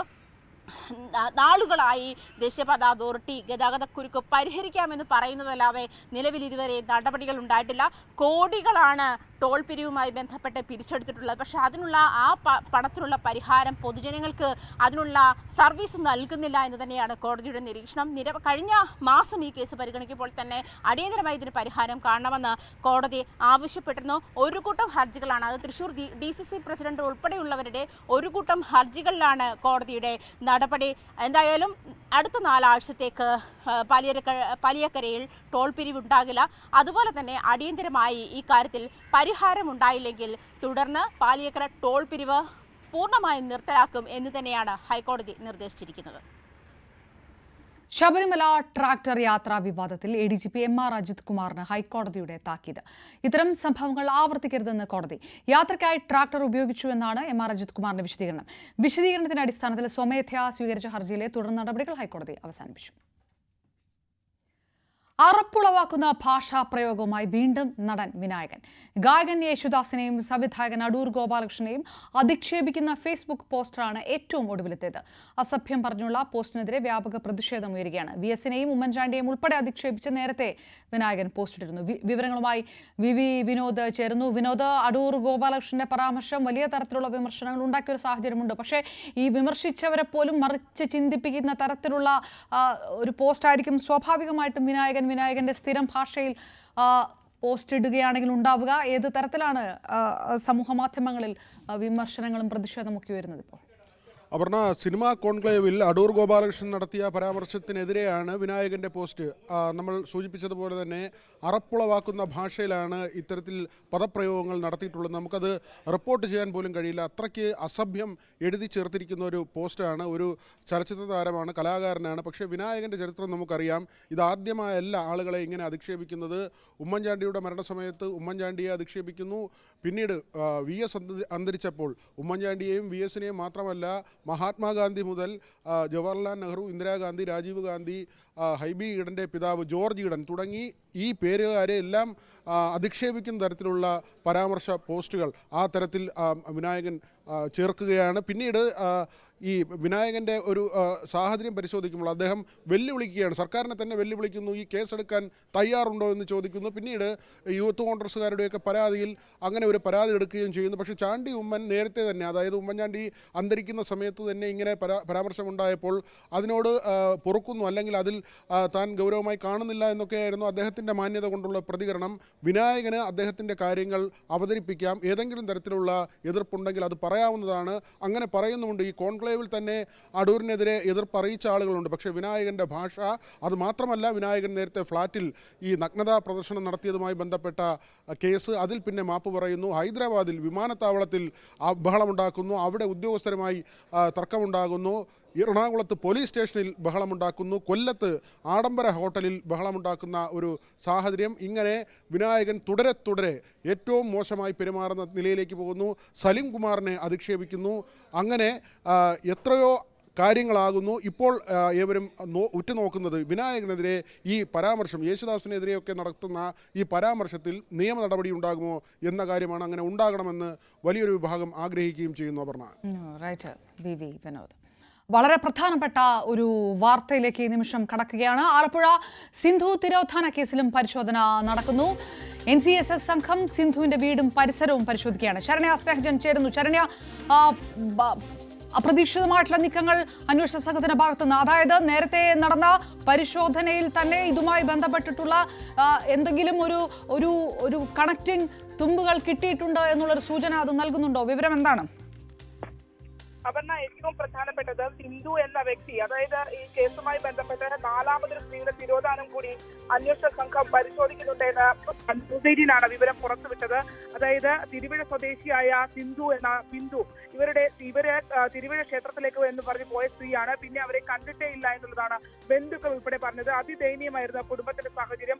ആ കുടുംബം, ഭർത്താവ് ഉപേക്ഷിച്ച ബിന്ദു ഒറ്റയ്ക്കാണ് ആ 2 മക്കളെ ഉൾപ്പെടെ വളർത്തിയത്. അതിനുശേഷം മകളുടെ വിവാഹത്തിന് 2 മാസം മുമ്പാണ് ബിന്ദുവിനെ കാണാതായതെന്ന് ന്യൂസ് 18 പുറത്തു കൊണ്ടുവന്നിരുന്നു. ഈ സംഭവവുമായി ബന്ധപ്പെട്ട് അതായത് അർത്തുങ്കൽ പോലീസ് ക്ലോസ് ചെയ്തൊരു കേസ് വീണ്ടും സെബാസ്റ്റ്യന്റെ തിരോധാനങ്ങളുമായി ബന്ധപ്പെട്ട് അന്വേഷിക്കുന്നു എന്നുള്ള വിവരം പുറത്തേക്ക് എത്തിക്കുന്നത് ന്യൂസ് 18 ആണ്. ഇപ്പോൾ ആ ഒരു തിരച്ചിലേക്ക് അന്വേഷണ സംഘം, നേരത്തെ നമ്മൾ സൂചിപ്പിച്ചതുപോലെ തന്നെ റോസമ്മയുടെ കേസിലെ സമാനമായ രീതിയിൽ ഒരു പുതിയ തിരച്ചിലേക്ക് അന്വേഷണ സംഘം കടക്കുന്നു എന്നുള്ളതാണ്. ഇതുവരെ അന്വേഷണ സംഘം അത്തരത്തിൽ ഈ റോസമ്മയുടെ ഈ ബിന്ദുവിന്റെ തിരോധാനവുമായി ബന്ധപ്പെട്ടുള്ള ഒരു അന്വേഷണത്തിലേക്ക് അവർ കടന്നിട്ടുണ്ട് എന്നുള്ളത് നമ്മളോട് ഔദ്യോഗികമായി സ്ഥിരീകരിച്ചിരുന്നില്ല. പക്ഷേ നമ്മൾ നേരത്തെ സൂചിപ്പിച്ചതുപോലെ, നമ്മൾ പുറത്തുവിട്ടതുപോലെ തന്നെ 4 സ്ത്രീകളുമായി ബന്ധപ്പെട്ട തിരോധാനം അന്വേഷിക്കുന്നു അന്വേഷണ സംഘം എന്നുള്ളതാണ്. അതിന്റെ ഭാഗമായി തന്നെയാണ് ഇപ്പോൾ ഇങ്ങനെ ഒരു പരിശോധന, അതായത് തിരുവിഴയിൽ ഈ അവസാനമായി ഈ യുവതിയെ കാണാതായ സ്ഥലം, അതായത് തിരുവിഴ ക്ഷേത്രത്തിലേക്ക് പോയ അവരെ പിന്നെ ആരും കണ്ടിട്ടില്ല എന്നുള്ളതാണ് വ്യക്തമാക്കുന്നത്. അങ്ങനെ ഈ സ്ത്രീയെ കാണാതായ ആ സ്പോട്ടാണ് ഇപ്പോൾ NCSSന്റെ നേതൃത്വത്തിലുള്ള സംഘം റഡാർ ഉപയോഗിച്ചുള്ള പരിശോധന നടത്തിക്കൊണ്ടിരിക്കുന്നത്. അതായത് ഇവർക്കും എന്തെങ്കിലും സംഭവിച്ചിട്ടുണ്ട് എന്നുള്ള നിഗമനം തന്നെയാണ് നമുക്കും അതിൽ നിന്ന് ലഭ്യമാകുന്നത്. കാരണം അവസാനമായി കാണാതായ അവർ പിന്നീട് മകളുടെ വിവാഹത്തിന് പോലും എത്തിയിട്ടില്ല. 2 ചെറിയ കുട്ടികളെ, ഭർത്താവ് ഉപേക്ഷിച്ച് ഒറ്റയ്ക്ക് ജീവിച്ചിരുന്ന ഈ ബിന്ദു 2 ചെറിയ കുട്ടികളെ വളർത്തി വിദ്യാഭ്യാസം ഉൾപ്പെടെ നൽകി അവരുടെ കല്യാണത്തിന് തൊട്ട് മുമ്പ് അമ്മയെ കാണാതാകുന്നു. ഒരിക്കലും അമ്മ തങ്ങളെ വിട്ടു പോകുന്ന ഒരു സാഹചര്യത്തിലല്ല അവരെ കാണാതായത് എന്നുള്ളത് മക്കളും കുടുംബവും കണ്ണീരോടെ നമ്മളോട് വ്യക്തമാക്കിയിരുന്നു. അവരുടെ ജീവിത സാഹചര്യം നമ്മൾ ന്യൂസിലൂടെ പുറത്തുവിടുകയും ചെയ്തതാണ്. ഇപ്പോൾ അന്വേഷണ സംഘം 4മതൊരു കേസ് കൂടി, സെബാസ്റ്റ്യനുമായി ബന്ധപ്പെട്ടുള്ള 4മത്തെ തിരോധാന കേസ് കൂടി അന്വേഷിക്കുന്നു എന്നുള്ളതിന്റെ പ്രകടമായ തെളിവ് ഇപ്പോൾ ലഭ്യമായിട്ടുണ്ട്. അവർ തിരുവിഴ റെയിൽവേ സ്റ്റേഷനുമായി ബന്ധപ്പെട്ട ഭാഗം കൂടി പരിശോധിക്കുന്നു എന്നുള്ളതാണ്. 4 കേസുകൾ, സെബാസ്റ്റ്യനുമായി ബന്ധപ്പെട്ട തിരോധാന കേസുകൾ 4 കേസുകൾ, അതായത് 2003 മുതൽ ബിന്ദു പത്മനാഭൻ സെബാസ്റ്റ്യനുമായി ബന്ധമുണ്ട്. അവർ 2006 കാണാതാകുന്നു. അതിനുശേഷം 2012 ഐഷ തിരോധാന കേസ് ഉണ്ടാകുന്നു. പിന്നീട് പുറത്തേക്ക് വരുന്ന കേസ് ജൈനമ്മ കേസാണ്. അത് 2024 ഈ 2006നും 2024നും ഇടയിൽ ക്രിമിനൽ സ്വഭാവമുള്ള ഈ സ്ത്രീകളെയെല്ലാം കൊലപ്പെടുത്തിയിട്ടുണ്ടാകുമെന്ന് പോലീസ് അനുമാനിക്കുന്ന ഈ സെബാസ്റ്റ്യൻ ആ ഒരു കാലയളവിൽ ഹാബിറ്റൽ ക്രിമിനൽ എന്ന വിലയിരുത്തുന്ന ഇയാൾ ആ സമയത്ത് അടങ്ങിയിരുന്നിട്ടുണ്ടാവില്ല എന്നുള്ളതായിരുന്നു അന്വേഷണ സംഘത്തിന്റെ നിഗമനം. അതുകൊണ്ട് തന്നെ ഈ കേസോ, അതായത് ചേർത്തലയിലുള്ള മറ്റു തിരോധാനങ്ങളും അന്വേഷിക്കാനായി അന്വേഷണ സംഘം തീരുമാനിച്ചിരുന്നു എന്നുള്ളതാണ്. അതിൽ ഇടക്ക് വന്നതാണ് 2020 ബിന്ദു എന്ന് വിളിക്കുന്ന തിരുവഴ സ്വദേശിയായ സിന്ധുവിന്റെ തിരോധാനം. ആ തിരോധാനത്തിലാണ് ഇപ്പോൾ അന്വേഷണ സംഘം പുതിയൊരു കടമ്പയിലേക്ക് കടന്നിരിക്കുന്നത്. ഇവിടുന്ന് NCSSന്റെ, അതായത് ഗ്രൗണ്ട് പെനട്രേറ്റിംഗ് റഡാർ ഉപയോഗിച്ചുള്ള പരിശോധന തിരുവിഴ റെയിൽവേ സ്റ്റേഷനും ഭാഗവും കേന്ദ്രീകരിച്ച് നടക്കുന്നു എന്നുള്ളതാണ്. അമ്പലത്തിലേക്ക് പോയ, അതായത് 2020 ഒക്ടോബർ 19 തിരുവിഴ ക്ഷേത്രത്തിലേക്ക് പോയ സിന്ധു എന്ന് വിളിക്കുന്ന ബിന്ദു പിന്നീട് 1 മണിക്കൂറിന് ശേഷം അവർ കാണാതാകുന്നു എന്നുള്ളതാണ്. 3 വർഷം അർത്തുങ്കൽ പോലീസ് ആ കേസ് അന്വേഷിച്ചു. ഒടുവിൽ അൺഡിറ്റക്റ്റഡ് എന്ന് പറഞ്ഞുകൊണ്ട് ആ കേസ് ഒഴിവാക്കുകയായിരുന്നു. എന്നാൽ ആ ഫയലുകൾ കൂടി തുറക്കുന്നു അന്വേഷണ സംഘം എന്നുള്ളതാണ്.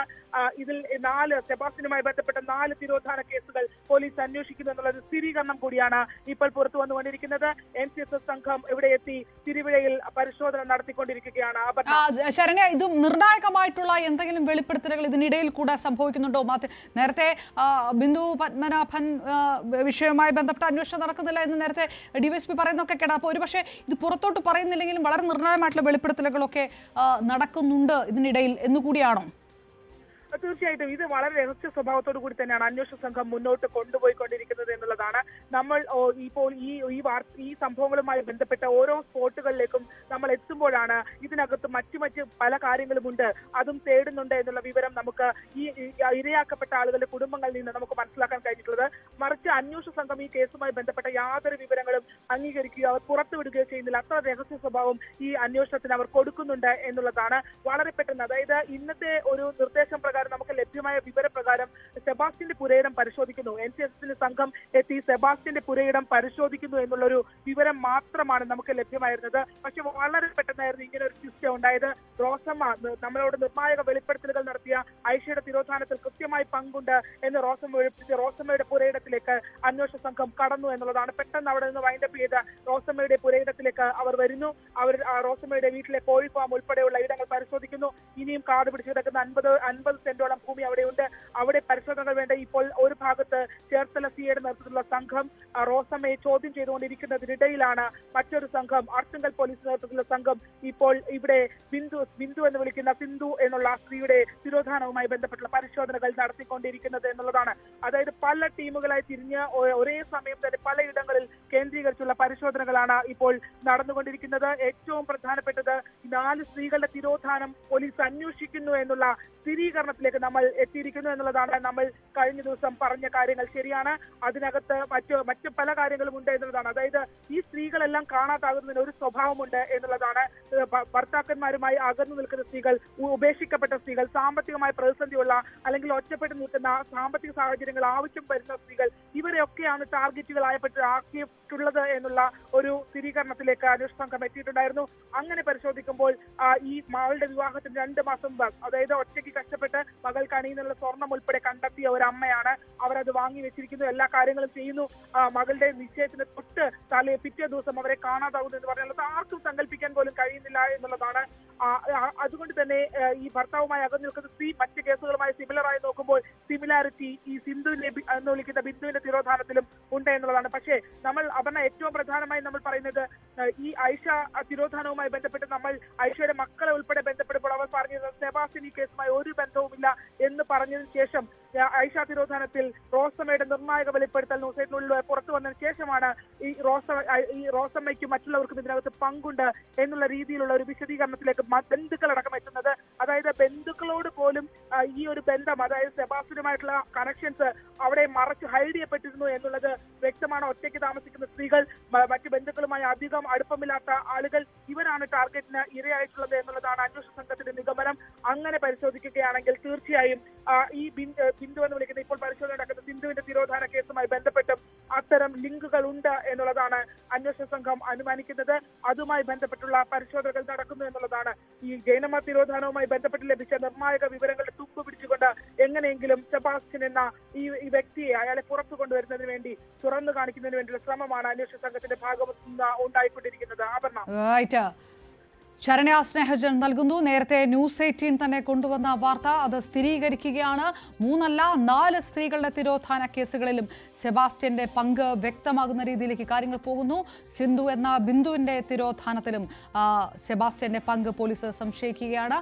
അതിൽ പരിശോധനകൾ പോലീസ് തുടങ്ങുന്നു. അന്വേഷണ സംഘം തിരുവിഴ റെയിൽവേ സ്റ്റേഷനടക്കം പരിശോധന നടത്തുകയാണ്. ഇപ്പോൾ ശരണ്യ വിവരങ്ങൾ. നടി ശ്വേത മേനോനെതിരെ കേസ്. അശ്ലീല ചിത്രങ്ങളിൽ അഭിനയിച്ച് പണം സമ്പാദിച്ചു എന്നാരോപിച്ചുള്ള പരാതിയിലാണ് എറണാകുളം സെൻട്രൽ പോലീസ് കേസെടുത്തിരിക്കുന്നത്. താരസംഘടനയായ അമ്മയുടെ പ്രസിഡന്റ് സ്ഥാനാർത്ഥിയായി ശ്വേത മത്സരിക്കുന്ന ഘട്ടത്തിലാണ് കേസ് ഉയർന്നു വന്നിരിക്കുന്നത്.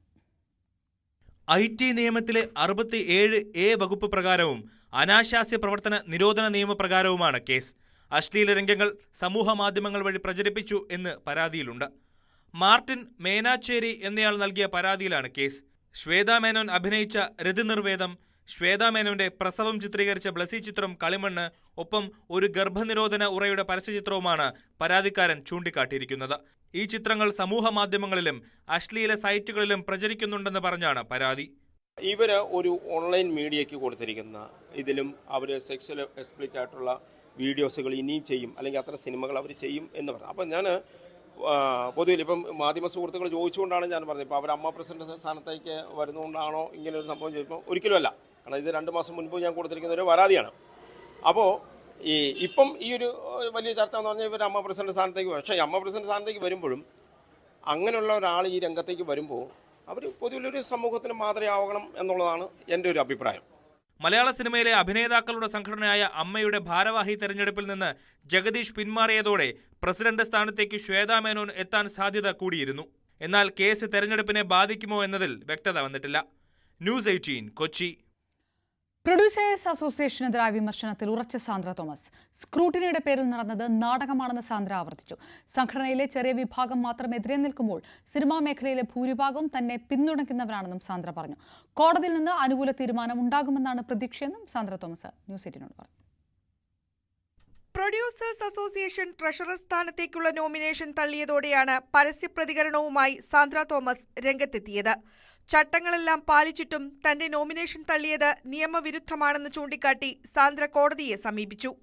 വിഷയത്തിൽ അനുകൂല നടപടി ഉണ്ടാകുമെന്നാണ് പ്രതീക്ഷയെന്നും സാന്ദ്ര തോമസ് ന്യൂസ് 18 പറഞ്ഞു. സംഘടനയിലുള്ള ഭൂരിഭാഗം ആളുകളും എനിക്ക് സപ്പോർട്ടാണ്. അത് ഞാൻ വിജയിക്കും എന്ന് അവർക്ക് പൂർണ്ണ ബോധ്യമുള്ളത് കൊണ്ടാണ് അവരെന്റെ നോമിനേഷൻ തള്ളുക പോലത്തെ പരിപാടിയിലേക്ക് അവർ കടക്കാനായിട്ട് ഉണ്ടായ സാഹചര്യം. അപ്പൊ അതുകൊണ്ട് തന്നെ നിർമ്മാതാക്കളുടെ സംഘടനയിലുള്ള മറ്റ് നിർമ്മാതാക്കൾ എല്ലാവരും തന്നെ ഞാൻ പറയുന്ന എല്ലാ അഭിപ്രായങ്ങളോടും ഞാൻ പറയുന്ന എല്ലാ കാര്യങ്ങളോടും യോജിക്കുന്നവരാണ്. മാറ്റി നിർത്തപ്പെട്ട ഒരുപാട് പേർക്ക് വേണ്ടിയാണ് താൻ സംസാരിച്ചത്. സൂപ്പർ താരങ്ങൾ ഉൾപ്പെടെ കോംപ്രമൈസ് ചെയ്യാൻ തന്നോട് ആവശ്യപ്പെട്ടിരുന്നെന്നും സാന്ദ്ര. ഹേമ കമ്മിറ്റി റിപ്പോർട്ട് പുറത്തു വരുന്നതും മറ്റു സ്ത്രീകൾ ഇതേപോലെ തന്നെ ബുദ്ധിമുട്ട് അനുഭവിക്കുന്നുണ്ടെന്ന് മനസ്സിലാവുന്നതും അപ്പോഴാണ് ഞാൻ ശരി ഇതിന് നിങ്ങൾ പരിഹാരമുണ്ടാക്കണം. എന്റെ കേസിന് പരിഹാരമുണ്ടാക്കാനല്ല പറഞ്ഞത്. എന്നോടൊരു മാപ്പ് പറയാൻ പോലും ഞാൻ പറഞ്ഞിട്ടില്ല. ആ മാപ്പ് പറഞ്ഞിരുന്നെങ്കിൽ അത് എന്നേ തീർന്നു പോയേനെ. സാന്ദ്ര, ഞങ്ങൾക്കൊരു അബദ്ധം പറ്റിപ്പോയി, ക്ഷമിച്ചു കളാ, പോട്ടെ എന്ന് പറഞ്ഞെങ്കിൽ അത് അവിടെ അവസാനിച്ചേനെ. അതിനു പകരം അതിനെ കൂടുതൽ അഗ്രിവേറ്റ് ചെയ്യാനായിട്ടാണ് അവർ ശ്രമിച്ചത്. 3 സിനിമകൾ സ്വന്തം പേരിൽ സെൻസർ ചെയ്തിട്ടുള്ള ഏത് നിർമ്മാതാവിനും പ്രസിഡന്റ് സ്ഥാനത്തേക്ക് മത്സരിക്കാമെന്നാണ് ചട്ടം. തന്റെ പേരിൽ 9 സിനിമകൾ സെൻസർ ചെയ്തിട്ടുണ്ടെന്ന് സാന്ദ്ര നൽകിയ ഹർജിയിൽ പറയുന്നു. ന്യൂസ് 18 കൊച്ചി. വീണ്ടും ഇടവേള.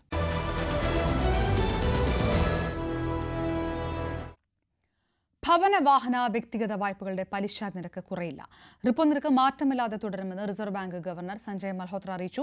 റിപ്പോ നിരക്ക് 5.5% നിലനിർത്താനാണ് പണനയ സമിതി യോഗത്തിലെ തീരുമാനം. പണപ്പെരുപ്പം, GDP വളർച്ചയടക്കം നിരവധി അനുകൂല സാഹചര്യങ്ങൾ ഉണ്ടായിരുന്നെങ്കിലും അമേരിക്ക ഇന്ത്യക്ക് ഏർപ്പെടുത്തിയ ഇറക്കുമതി തീരുവ അടക്കമുള്ള ഘടകങ്ങൾ പരിഗണിച്ചാണ് റിപ്പോ നിരക്ക് മാറ്റമില്ലാതെ തുടരാൻ തീരുമാനിച്ചത്. റിപ്പോ നിരക്ക് ഫെബ്രുവരിയിൽ 6.5% ജൂണിൽ 5.5% കുറച്ചിരുന്നു. RBI രാജ്യത്തെ ബാങ്കുകൾക്ക് കടമായി കൊടുക്കുന്ന പലിശയാണ് റിപ്പോ നിരക്ക്. റിപ്പോ നിരക്ക് കുറച്ചാൽ ബാങ്കുകളിൽ നിന്ന് ലഭിക്കുന്ന വായ്പകളുടെ നിരക്കും കുറയും.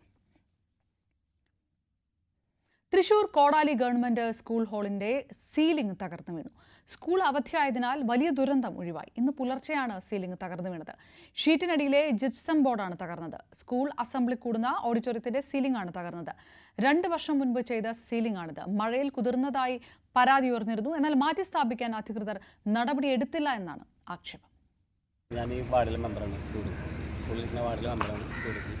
ഇതിൻ്റെ പണിയുടെ പോരായ്മകളെ പറ്റി അന്ന് തന്നെ നമ്മൾ ചൂണ്ടിക്കാണിച്ചിട്ടുണ്ടായിരുന്നതാണ്. വർക്ക് കഴിഞ്ഞ് ഉദ്ഘാടനത്തിൻ്റെ സമയത്ത് തന്നെ അതിൽ മഴ ആദ്യമായിട്ട് സ്റ്റാർട്ട് ചെയ്ത സമയത്ത് തന്നെ വെള്ളം വീണ് ആ ജിപ്സം നനഞ്ഞ് നമ്മൾ ശ്രദ്ധയിൽപ്പെടുകയും നമ്മൾ അന്നത്തെ എയും PTA പ്രസിഡന്റ് അതുപോലെ തന്നെ പഞ്ചായത്തിൽ ശ്രദ്ധയിൽപ്പെടുത്തിയിട്ടുള്ളതാണ്. അതവർ പോസ്റ്റ് ബോർഡിൻ്റെ ശ്രദ്ധയിൽപ്പെടുത്തുകയും അതവർ പരിഹരിച്ചു എന്നാണ് പറയുണ്ടായത്. പിന്നീട് ഈ കാലവർഷം ശക്തമായ സമയത്തും ചെറിയതായിട്ടുള്ള ഡ്രോപ്പുകൾ കണ്ടായിരുന്നു. പക്ഷേ ഇപ്പോഴത്തെ കണ്ടീഷനിൽ വീണത് അവിടെ കിടക്കുന്ന ജിപ്സം ഒന്നും തന്നെ നനഞ്ഞു കുതിർന്നിട്ടോ മറ്റുള്ള ആയിരുന്നില്ല. അപ്പോൾ നമുക്ക് സാധാരണ ലെവലിൽ നമുക്ക് കണ്ണുകൊണ്ട് നോക്കുന്ന സമയത്ത് അത് നനഞ്ഞു കുതിർന്ന സ്ഥിതിയോ മറ്റുള്ള കാര്യങ്ങളും നമുക്ക് കാണാൻ കഴിയില്ല. ഇപ്പോൾ 100% അതിൻ്റെ വർക്കിൻ്റെ ഒരു പോരായ്മ കൊണ്ട് മാത്രമാണ് അത് മുകളിൽ നിന്നോട്ട് വീഴാനുള്ള സാധ്യത ഉണ്ടായത്. കണ്ണൂർ സർവകലാശാല യൂണിയൻ തെരഞ്ഞെടുപ്പിൽ SFIക്ക് ജയം. മുഴുവൻ മേജർ സീറ്റുകളിലും SFI ജയിച്ചു. 2 എക്സിക്യൂട്ടീവ് സീറ്റുകൾ MSFന് ലഭിച്ചു. കണ്ണൂർ സർവകലാശാല യൂണിയൻ ഭാരവാഹി തെരഞ്ഞെടുപ്പിനിടെ സംഘർഷമുണ്ടായി. കള്ളവോട്ട് ആരോപിച്ച് MSF KSU പ്രവർത്തകരും SFI പ്രവർത്തകരും തമ്മിലുണ്ടായ വാക്കേറ്റമാണ് സംഘർഷത്തിൽ കലാശം. പ്രവർത്തകർക്ക് നേരെ പോലീസ് ലാത്തി വീശി.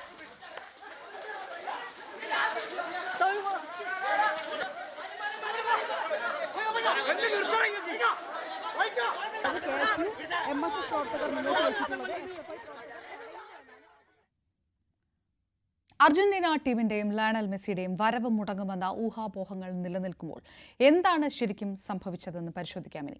സ്പോൺസർമാരാണ് വ്യക്തത നൽകേണ്ടതെന്ന് ന്യായം പറഞ്ഞ് കായിക മന്ത്രി കൈകഴുകുമ്പോൾ കരാർ ലംഘനമുണ്ടായാൽ നിയമ നടപടി സ്വീകരിക്കുമെന്നാണ് സ്പോൺസർമാരായ റിപ്പോർട്ടർ ബ്രോഡ്കാസ്റ്റിംഗ് കമ്പനിയുടെ നിലപാട്.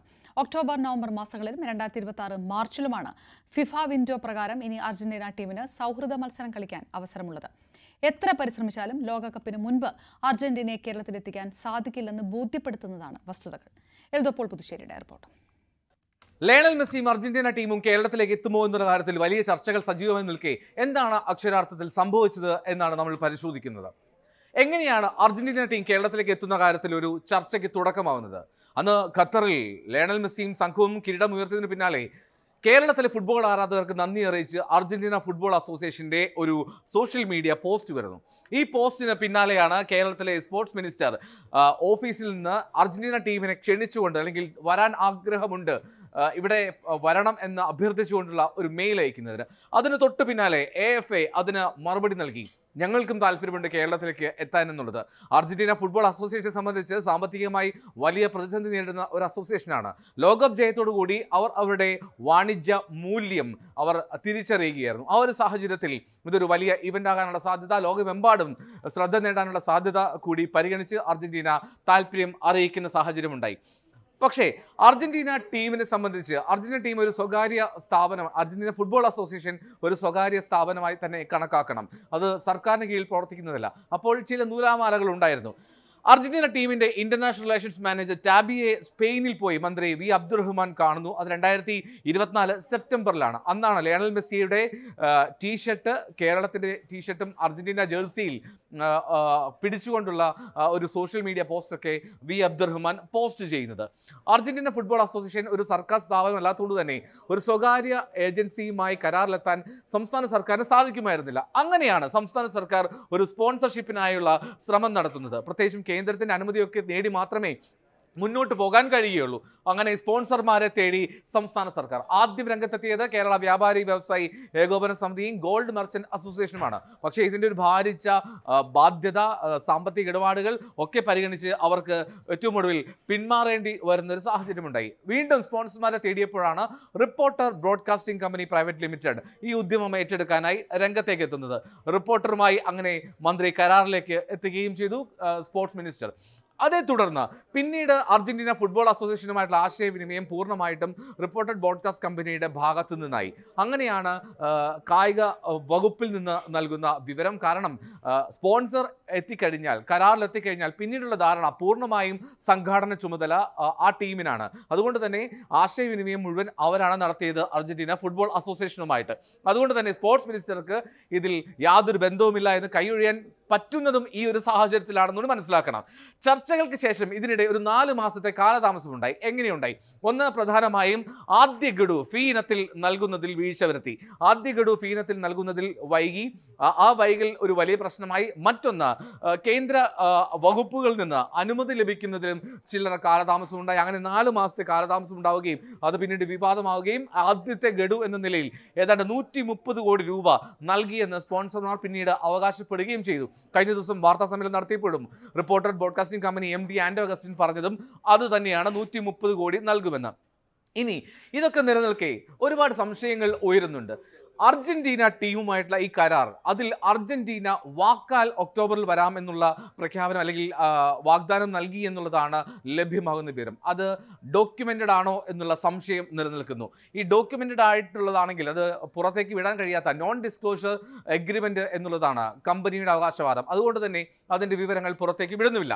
മറ്റൊന്ന്, സൗഹൃദ മത്സരങ്ങളുടെ സമയക്രമം തീരുമാനിക്കുന്നത് സാധാരണ സന്ദർശിക്കുന്ന ടീമാണ്, അതായത് അർജന്റീന ഫുട്ബോൾ അസോസിയേഷനാണ് അതിന്റെ സമയ നടപടിക്രമം പ്രഖ്യാപിക്കേണ്ടത്. അപ്പോൾ ഒക്ടോബറിൽ തന്നെ വേണമെന്ന് വാശി പിടിക്കാൻ സംഘാടകരായിട്ടുള്ള RBCക്കോ അല്ലെങ്കിൽ സഹസംഘാടകരെന്നോ അല്ലെങ്കിൽ ഇതിന് പിന്തുണ നൽകുന്ന കേരള കായിക വകുപ്പിനോ കഴിയുമോ എന്നുള്ളതാണ് മറ്റൊരു പ്രധാനപ്പെട്ട ചോദ്യം. ഇനി ഈ കരാർ ലംഘനം ഉണ്ടായി എന്ന് കരുതുക, 130 കോടി രൂപ നൽകി എന്നാണ് അവകാശവാദം. അങ്ങനെയെങ്കിൽ ഈ 130 കോടി രൂപ നൽകുകയും അവർ കേരളത്തിലേക്ക് എത്തുകയും ചെയ്തില്ലെങ്കിൽ നിയമ നടപടിയുമായി മുന്നോട്ട് പോകുമെന്ന് RBC MD ഇന്നലെ അറിയിച്ചിരുന്നു. അങ്ങനെ സാധിക്കുമോ? നിയമ നടപടിയുമായി മുന്നോട്ട് പോകാൻ അവിടെ ഒരു കരാർ ലംഘനം ഉണ്ടായിരുന്നു എന്നുള്ളതാണ് പ്രധാനപ്പെട്ട ചോദ്യം. കാരണം അവർ ഒക്ടോബറിൽ വരാം എന്ന് പറഞ്ഞിട്ടുണ്ടോ എന്നുള്ളത് തന്നെയാണ്, ആ ക്ലോഷറാണ് ഏറ്റവും പ്രധാനമായിട്ടും അറിയേണ്ടത്. ഈ കാര്യങ്ങൾ അറിയുമ്പോൾ മറ്റൊരു പ്രധാനപ്പെട്ട സംശയം, ഒക്ടോബർ നവംബറിൽ ഈ തിരുവനന്തപുരത്തെ ഗ്രീൻഫീൽഡ് സ്റ്റേഡിയത്തിലാണ് മത്സരം നടത്താൻ പദ്ധതിയിട്ടിരിക്കുന്നത്. അത് അവർ പ്രഖ്യാപിക്കുകയും ചെയ്തു സംഘാടകരായിട്ടുള്ള സ്പോൺസർമാർ. അപ്പോൾ അങ്ങനെയെങ്കിൽ കേരള ക്രിക്കറ്റ് ലീഗ് മത്സരം അവസാനിക്കുന്നത് സെപ്റ്റംബർ 7-നാണ്. സെപ്റ്റംബർ 7-ന് മത്സരം അവസാനിക്കുന്ന ഗ്രീൻഫീൽഡിൽ എങ്ങനെ ഒക്ടോബറിലോ നവംബറിലോ ഒരു ഫുട്ബോൾ മത്സരം, അതും ലോക ചാമ്പ്യന്മാർ മത്സരിക്കുന്ന ഫുട്ബോൾ മത്സരം നടത്താൻ കഴിയും? 45 ദിവസത്തെ സാവകാശം മതി എന്നാണ് അവകാശവാദം. പക്ഷേ അവിടെയും പ്രശ്നമുണ്ട്. സ്ഥിരമായി രാജ്യാന്തര ഫുട്ബോൾ മത്സരങ്ങൾ നടക്കുന്ന വേദിക്കാണ് ആ നോം അത് പ്രാബല്യത്തിൽ ഉൾക്കൊള്ളിക്കാൻ കഴിയുക. അല്ലെങ്കിൽ സ്ഥിരമായി ഫുട്ബോൾ മത്സരം നടക്കാത്ത ഒരു വേദിയിൽ 45 ദിവസം കൊണ്ട് ആ സ്റ്റേഡിയം സജ്ജീകരിക്കുക എന്നുള്ളത് പ്രയാസകരമാണ്. പ്രത്യേകിച്ചും അതീവ ഗൗരവത്തോടു കൂടി ഇവാക്വേഷൻ ഉൾപ്പെടെ ഒരു പ്രത്യേക ആപത്ഘട്ടം ഉണ്ടായിക്കഴിഞ്ഞാൽ, രാജ്യാന്തര ഫുട്ബോൾ മത്സരങ്ങൾ നടക്കുമ്പോൾ ആപത്ഘട്ടം ഉണ്ടായിക്കഴിഞ്ഞാൽ ആദ്യം കാണികളെ ഗ്രൗണ്ടിലേക്ക് ഇവാക്വേറ്റ് ചെയ്യുക എന്നുള്ളതാണ് പ്രക്രിയ. ആ സമയത്ത് കളിക്കാരെ ഗ്രൗണ്ടിൽ നിന്ന് പുറത്തേക്ക് ഇവാക്വേറ്റ് ചെയ്യും. അങ്ങനെയാണ് ഇതിൻ്റെ ഒരു പ്രക്രിയ നടക്കുക. അതിനുള്ള സാഹചര്യവും സൗകര്യവും ഗ്രീൻഫീൽഡ് സ്റ്റേഡിയത്തിലുണ്ടോ? ഇതൊക്കെ പരിശോധിക്കാനായി അർജന്റീന ഫുട്ബോൾ അസോസിയേഷന്റെ ടെക്നിക്കൽ കമ്മിറ്റി ഏതാണ്ട് 1.5 മാസം മുമ്പെങ്കിൽ എത്തണം. ഇതൊക്കെ സംഭവിക്കുന്നുണ്ടോ? അത് സംഭവിച്ചിട്ടില്ലല്ലോ. ഇങ്ങനെ ഒരുപാട് ചോദ്യമുണ്ട്. മറ്റൊന്നാണ് എതിരാളി ടീം ഏത് എന്നുള്ള കാര്യത്തിൽ. ആദ്യ 5 ലിസ്റ്റ്, പ്രഥമ പരിഗണനയിൽ 5 പേരുടെ 5 ടീമിന്റെ ലിസ്റ്റ് കൈമാറിയിട്ടുണ്ടെന്നും സ്പോൺസർമാർ അവകാശപ്പെടുന്നു. പക്ഷേ അതിലും എതിരാളികളുടെ പേരുകൾ ഏതൊക്കെയെന്ന് വ്യക്തമാക്കാൻ തയ്യാറാകുന്നില്ല എന്നുള്ളതാണ് മറ്റൊരു പ്രധാനപ്പെട്ട കാര്യം. അങ്ങനെ നിരവധിയായിട്ടുള്ള ചോദ്യങ്ങൾ ബാക്കി നിൽക്കുന്നു. അപ്പോഴും റിപ്പോർട്ടർ ബ്രോഡ്കാസ്റ്റിംഗ് ടീമിന്റെ MD ആൻഡോ അഗസ്റ്റിൻ ഇന്ന് ന്യൂസ് 18 വ്യക്തമാക്കിയത് ചർച്ചകൾ തുടരുന്നുണ്ട്, ആ ആശ അവസാനിക്കാറായിട്ടില്ല എന്നാണ്. ഒക്ടോബർ ഇല്ല, നവംബർ ഇല്ല എന്ന് പറയുമ്പോൾ ഇപ്പൊ ഇന്നലത്തെയൊക്കെ വൈകുന്നേരം ഇന്നലത്തെ പത്രസമ്മേളനം കഴിഞ്ഞിട്ടുള്ള മീറ്റിങ്ങുകളൊക്കെ കുറച്ച് പോസിറ്റീവാണ്. അപ്പൊ അതുകൊണ്ട് അത് ഒക്ടോബർ ഇല്ല, നവംബർ ഇല്ല എന്ന് പറയാനായോ എന്ന് ചോദിച്ചാൽ അവർ ഔദ്യോഗികമായിട്ട് ഞങ്ങൾ കേരളത്തിലേക്ക് ഇല്ല എന്ന് പറഞ്ഞാൽ അത് നമുക്ക് പറയാം. കാരണം അവർ എഗ്രിമെന്റ് വെച്ചതാണല്ലോ. അതിന് മുൻപ് നമ്മൾ എന്തിനാണ് ഇങ്ങനെ വരുന്നില്ല എന്ന് പറയുന്നത് എനിക്കറിയില്ല. വരട്ടെ, അന്നേരം ആലോചിക്കും. ഒരു ചോദ്യം മാത്രമാണ് ബാക്കിയുള്ളത്, ആരെ പറ്റിച്ചു എന്നുള്ളത്. എന്താണെങ്കിലും കേരളത്തിലെ ഫുട്ബോൾ ആരാധകർക്കാണ് നിരാശയാകുന്നത്. ഈ വർഷം ലയണൽ മെസ്സി ഉണ്ടാകില്ല എന്ന് ഏറെക്കുറെ ഉറപ്പിക്കാം. 15 ദിവസം നോക്കി നിൽക്കൂ എന്നാണ് സ്പോൺസർമാരുടെ അവകാശവാദം. കാത്തിരിക്കാം. എൽദോപ്പോൾ പുതുശ്ശേരി, ന്യൂസ് 18. കൊല്ലം കിളികൊല്ലൂരിൽ മയക്കുമരുന്ന് കേസ് പ്രതി പോലീസ് സ്റ്റേഷനിൽ നിന്നും ഭാര്യയുടെ സഹായത്തോടെ രക്ഷപ്പെട്ടു. MDMA കേസിൽ പ്രതിയായ അജു മൻസൂറാണ് രക്ഷപ്പെട്ടത്. ഭാര്യ സ്കൂട്ടറിൽ കാത്തുനിന്ന് രക്ഷപ്പെടുത്തുകയായിരുന്നു. പ്രതികൾക്കായി പോലീസ് അന്വേഷണം തുടരുകയാണ്. പ്രതികൾക്കായി ലുക്കൌട്ട് നോട്ടീസ് പുറത്തിറക്കി. കഴിഞ്ഞ ദിവസമാണ് നിരവധി കേസുകളിൽ പ്രതിയും ലഹരി വിൽപ്പനക്കാരനുമായ അജു മൻസൂറിനെ പോലീസ് കസ്റ്റഡിയിലെടുത്തത്. സ്റ്റേഷനിൽ നടപടിക്രമങ്ങൾ പൂർത്തിയാക്കുന്നതിനിടെ പുറത്ത് സ്കൂട്ടറുമായി കാത്തുനിന്ന ഭാര്യയ്ക്കൊപ്പം പ്രതി കടന്നുകളയുകയായിരുന്നു. രാത്രി മുഴുവൻ തിരച്ചിൽ നടത്തിയെങ്കിലും മൻസൂറിനെ കണ്ടെത്താൻ കഴിഞ്ഞില്ല. കിളിക്കൊല്ലൂർ പോലീസിന്റെ ഭാഗത്തുനിന്ന് ഗുരുതര വീഴ്ചയുണ്ടായെന്നാണ് വിലയിരുത്തൽ.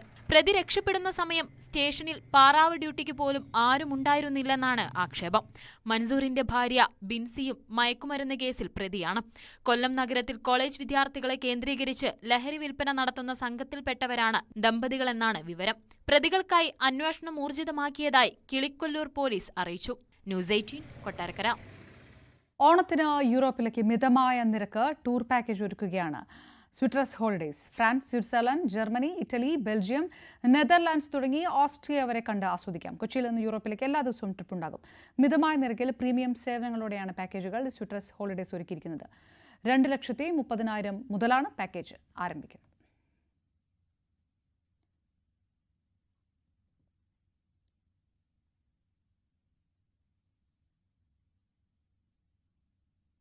മനുഷ്യ വന്യജീവി സംഘർഷത്തിന് അയവ് വരുത്തുന്നതിന് വനംവകുപ്പ് നടപ്പാക്കുന്ന വിത്തൂട്ട് പദ്ധതിയുമായി സഹകരിച്ച് തിരുവനന്തപുരം ലുലുമോൾ കുളത്തുപുഴ ഫോറസ്റ്റ് റേഞ്ചിൽ 400-ലേറെ വിത്തുണ്ടകൾ നിക്ഷേപിച്ചുകൊണ്ടാണ് ലുലുമോൾ പദ്ധതിയുടെ ഭാഗമായത്.